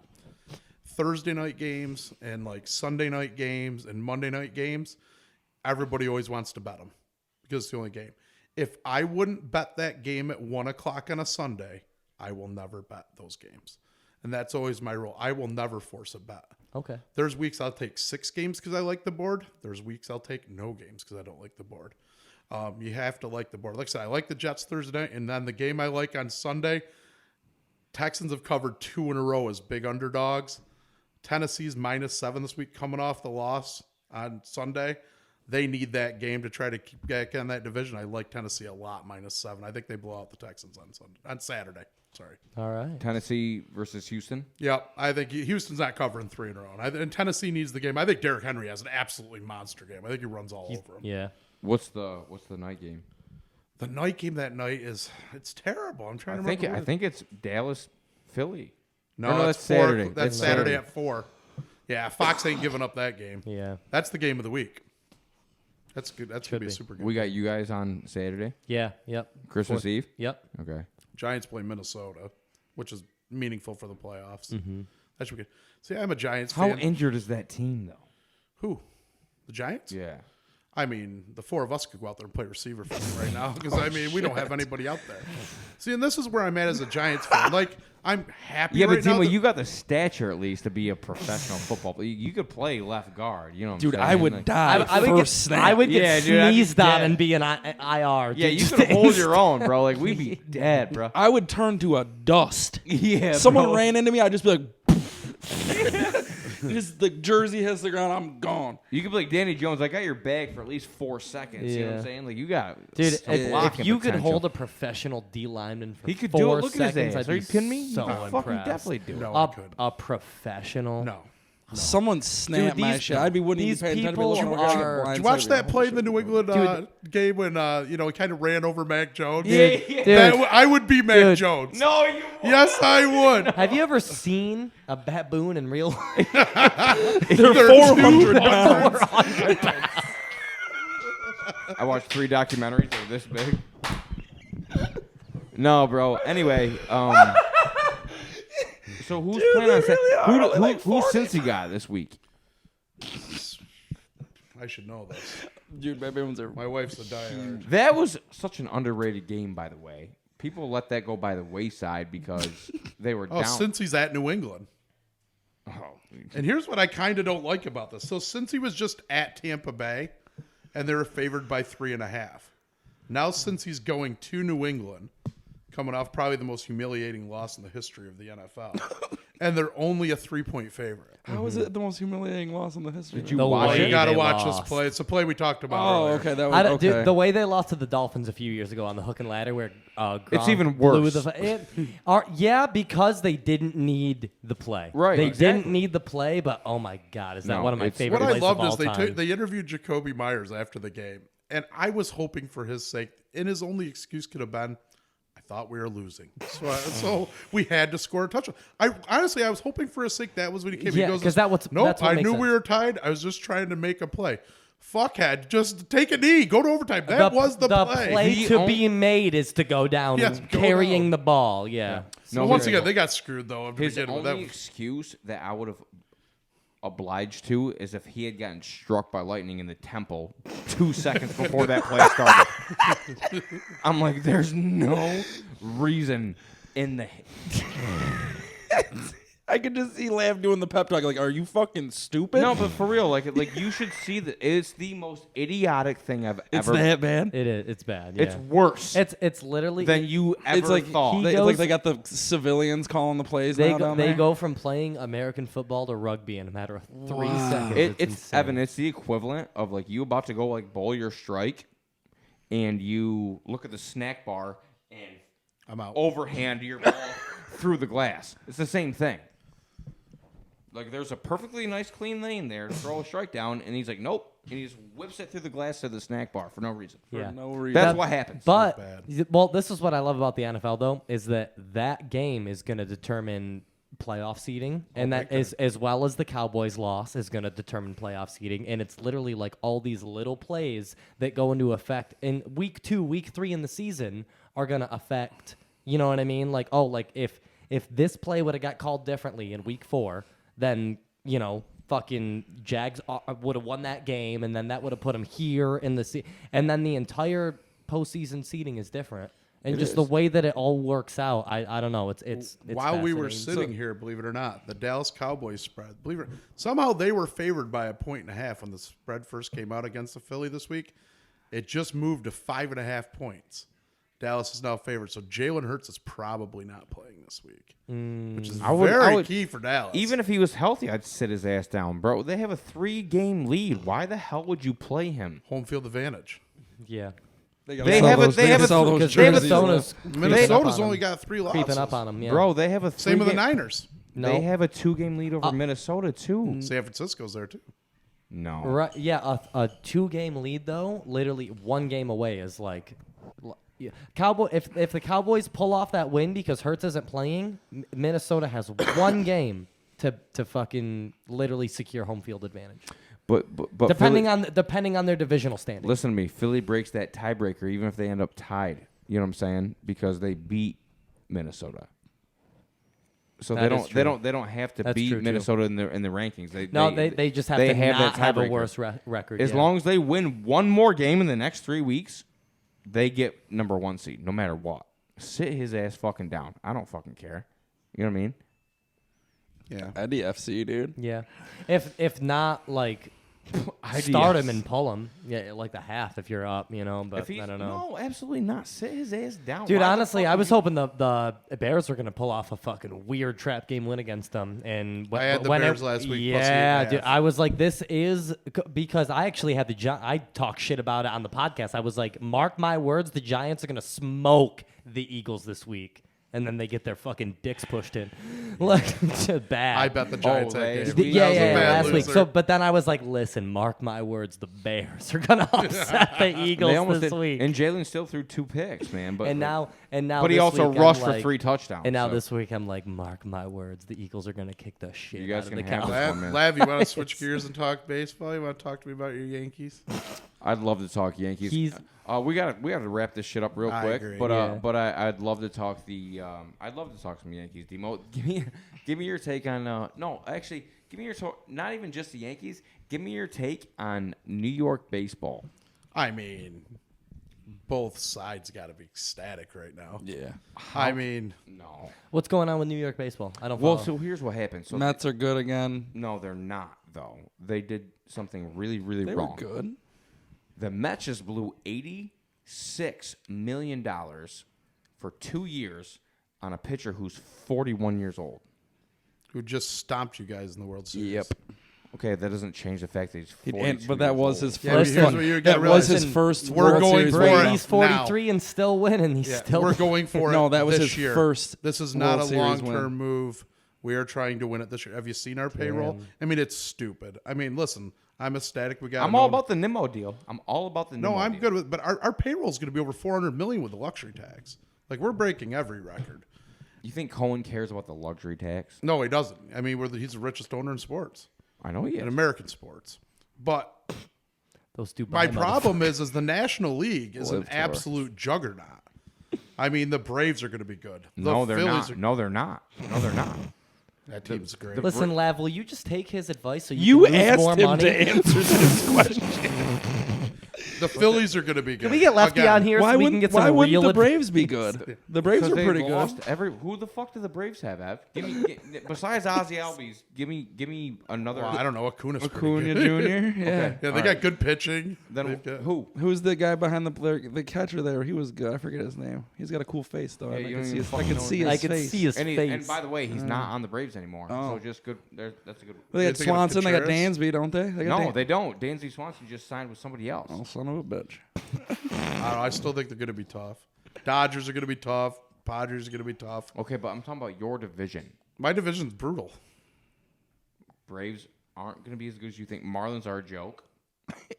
My buddy's Phillies, on the Marlins. Phillies are going to be tough. Phillies are going to be tough. Phillies are gonna be really Washington's tough. going to be a joke. Yes, Washington will be bad. You know what I'm saying? They'll actually be the worst in the division. I think the Phillies are going to be really, I really want tough. the Mets to be good. D-Mo. So do I. Well, I think we're a playoff team. I mean, we Well, got a shot at it. I'll tell you who's going to be dog shit is the fucking Texas Rangers. I don't know what the fuck DeGrom was thinking. He doesn't want to pay taxes. What's up with all these Texas teams? God. Just, Is that it? what's up Who with does? what's up with all these Texas teams? No, just listen not to this. getting No, it listen to done? this. Because whether you know baseball or not, dude, this is fucking good. So, Jacob DeGrom, probably the best pitcher in the major leagues. Yeah. He was playing in New York for a substantial amount of money, and he went to because the state taxes are much. So if There you is play, no state tax. there's there no is no state taxes. federal income tax. So if you play in New York or even New York State, you know what I'm saying. So like Aaron Judge got like this big deal from the Yankees, oh yeah, and I did the math. If Aaron Judge signed a 9-year, $360 million, that averages out to $40 million a year. You know what he sees of that every year? Out of 40, it's about $23.2 million a year. Out of $40 million a year. yeah, that's accurate. If you go to Texas It's and 40 you're mil. getting $40 million, you get like You get 40 mil. almost all of that. Well, Yeah. Like, oh, like yeah. the Grom didn't go to fucking Texas because I like this stadium. No, he's not fucking stupid. DeGrom was my favorite player. I had his jersey. I've got a kinda drawn crazy. picture of him. Isn't everything. that fucking Yeah. However, insane? though, Lav, to be honest with you, Living's cheaper down I'm there. okay with him not being there. I don't disagree he's with only why thrown he 90 did it. He was like- innings. He's always hurt. I'm okay with. He's always whining about the team not. He's hitting never enough, whined. Getting No, enough he's points. not. No, he's never whined. But he's like, what the fuck? He goes, why would I? If I was Jacob DeGrom, I'm like, you Mets, I want $40 million a year, so you better sign me for $80 million because that's all I'm gonna fucking see out of it. You know what I'm saying? Yep. Like, no, dude, that's how the fucking New York takes his work. He Yeah. goes to fucking Texas, and he's getting all that. Now, Isn't that fucking And ridiculous? here we all are making $20,000 a year living in New York. yeah. Just And he's gonna get a $4 million house in Texas for $250,000. yeah, literally. The real estate down there is Yeah. crazy. Now, Lav knows this. I don't know if you guys. I am the bona fide Yankee hater. Like I hate them with every fabric of my. My Uncle Tom was literally, he always had that The YH YH hat. hat. He Yes, was he did. baried in it. Yeah. Yeah. No, that's. I'm one thing glad, we dude. always I'm glad discuss you about. remember that. That's awesome. Is that what that stands for? Yankee hater? Dude, Yeah, so YH he is literally, Yankee hater hats. he literally had that hat. It looks like a Yankee hat, but instead of NY, it's like YH. And dude, Yankee fans always came up like, "Oh, I love your hat," and he's like, "Look do closer," ya? and it literally says, "Yeah, like Yankee hater on the shit. side," and shit. Which, let me say that really quick. I think it's weird to hate another team more than you like your own team. like, think that's super he- weird you too, know what I yeah. mean? Like, if I wore a hat that was like, "Yo, I'm an Eagles hater," it's like, "Yo, but what team do you like, man?" Like, Yeah. I don't know. yeah, you know, like that's so weird. So That weird. doesn't matter. Wouldn't you like to know? Wouldn't you like to know? But honestly, But for real. that's how a lot of it is against the Cowboys. Is like people always are so at it. Like, dude, Cowboys fans are the worst. Every time they win, they're like, "Oh, Cowboys are going to dude." Them boys. Dude, I'm not even kidding. I am friends with so many Cowboys fans on Facebook. When they win, I don't hear from any of them. They'll That's win. bullshit, No, dude, and I you swear. know No, it. I swear to God. And dude, I never post anything about Cowboys. You don't games. post anything about anything. Yo, Your but- brother is the loudest Cowboy fan I've ever seen in my entire Yeah, life. maybe, but I'm I but know here's the some. thing. Yes, he is. You I know have, damn well yo, Kyle Harris is here's the though, loudest I have Cowboy way fan. more Cowboys fans on my Facebook than Cowboys haters, and when Cowboys win games, I will see very little to anything about them. But when they lose, Brody, fucking everybody's messaging, "Oh, those fucking Cowboys!" It's like, yo, you really guys. do. I was like, yo, you guys They really are do. as annoying as the Cowboys fans. You like, Yeah, man, they really- accuse of being they really annoying. do go It's- right See, out and of their that's way. why I think I Crazy. hate the Yankees so much. I actually hate their fans you. Yeah. more than Oh, I hate fuck the Yankees. you, bro. Listen, What do they you are listen to the first half of this season. unbelievable start to the season. They were relentless. You just kept listening They to were them. on pace We're to win going to the World 132 Series. games. We're Brody gonna was win this. posting We're every gonna day do- on it was Facebook, just- just- then they went in that lull, and you didn't hear a fucking peep. Crickets. Yeah, crickets. And then to get the playoffs. home run then, thing. I don't know. It's crazy. But here's the thing about the Yankees. I'll give them this year. They have no excuses. The American League is fucking brutal. down. No, the American League is down a bit. Houston is not going to be as good as they were last year. Even though you don't like Verlander, losing it was a big loss because he's very, very good at big-time pitching. And I think Houston's going to be okay. But the Yankees, they did the right thing. I'm going to tell you what their biggest acquisition was in this offseason. It was their most recent one. It wasn't bringing back Judge, which don't get me wrong, they probably had Rodon. to do. Rodon was huge. And Yeah, now but- you got a pitching staff. You still don't have a great closer, and I think that's going to affect. We your don't have place. a closer. Well, you got three of them. You got three. Who? Well, I don't know. I had this argument today up in my work, and these Yankee fans are telling me you had three. Clay of them. Holmes, who Yeah, shit Holmes, the bed? Green, and one other guy. Green's still having Tommy. He won't be back till July. The problem is there really isn't a closer out there to get. So you're going to have to either find one internally or No, you're right. I don't know. Well, yeah, who Jensen just got traded. He went to the Dodgers or something. No, like he's that. on the he's on the Red Sox. Or on the Red Red Sox. That's Sox. right. Jensen got traded. Hader's staying where he is, right? He didn't go. But the anywhere. American He League, was a though, bum your this year. only competition is, I mean, obviously still Houston's in the equation. I think the Blue Jays are going to be all right. They're They brought gonna in be Bassett. good. Bassett's pretty good. Have you seen their? Don't the look- Mets have the you- best closer? That he's Diaz. talking Yeah, about- I he's think talking about- we do. He's talking about American League. Have you seen the Blue Jays rotation? Yes. Manoah, Bassett. They got that's from you guys. That's from the Mets, right? Yeah, Bassett was a Met. Yeah, The we Blue Jays replaced rotation, him with. and then when you pair it with Guerrero Jr. and Kevin Biggio and Bichette. Bo Bichette, yeah, dude, no, that team's gonna be insane. They're young too. Like they're going to be good for So you. know who else is sneaky good in your division, and they're very, very young as Baltimore. well. Yes. Yeah. Baltimore's going to be okay this year. Who's that catcher that you love, Ev? Rauschman or whatever? Oh, the he's fuck? awesome. Adley Rushman. Yeah, he's awesome. Like, He's the it's man. great. Insane. Yes, he is. He's They- Oriole. Yeah, Baltimore. They almost made the playoffs, bro, and Yeah. they had nobody. They were the hottest He team was just coming like the down little. stretch. He was like that little spark, man. That's all I needed. They needed someone with a can-do attitude, and he really Tampa stepped Bay up. had and won Are the you an division. Orioles did fan? that. No, No. but he loves that guy. I just But here's- I like players, man. Yeah. Tampa Bay is gonna finish dead last in that division this year. I Nah, promise Boston. you. Well, it's going to be them in Boston. I don't think either one of them are going to be any good. Yeah. But I mean, the American League Central doesn't have a team, in my opinion, that's going to compete. White Sox are making moves. They make moves every year though, and then they don't do shit. I mean, I've never seen a team spend so much Well, money. then the one guy they had, they tossed Abreu over to Houston. Like, what the Yeah. hell are they doing? You I what don't mean? know. I mean, like I said, Houston probably still sneaks out the division. Seattle's young and decent. But- That's I the love me West, though. some That's the Alex West. That's Bregman. not the That's my Central. mans. We're talking. No, I know. Well, we're like I said, talking I like the Kansas City. Central. We're talking the White Sox. We're talking Indians. We yeah, can't Indians keep and saying the Twins. No, they still are the Indians. Yeah, somehow they get away with They're, it. they're the baseball team, okay? Twins. Oh, they are the Guardians, aren't they? They Yeah, did they switch. did. That's the one I was talking about Oh earlier. God, I was like, screwed up again. Twins. Yeah. Twins If you might could stop being surprise so you. racist on our show, it'd be appreciated. That's a rating. We'll just beep it out. Anyway, So you heard it here first. Purdy and the 49ers are winning the Super Bowl. Oh no, The- no, I like no, the no, no. Chiefs. That's what you He said. said Don't take it back. Chiefs. He said Chiefs. Chiefs beat the Listen, 49ers. Lav bet $1,200 on it.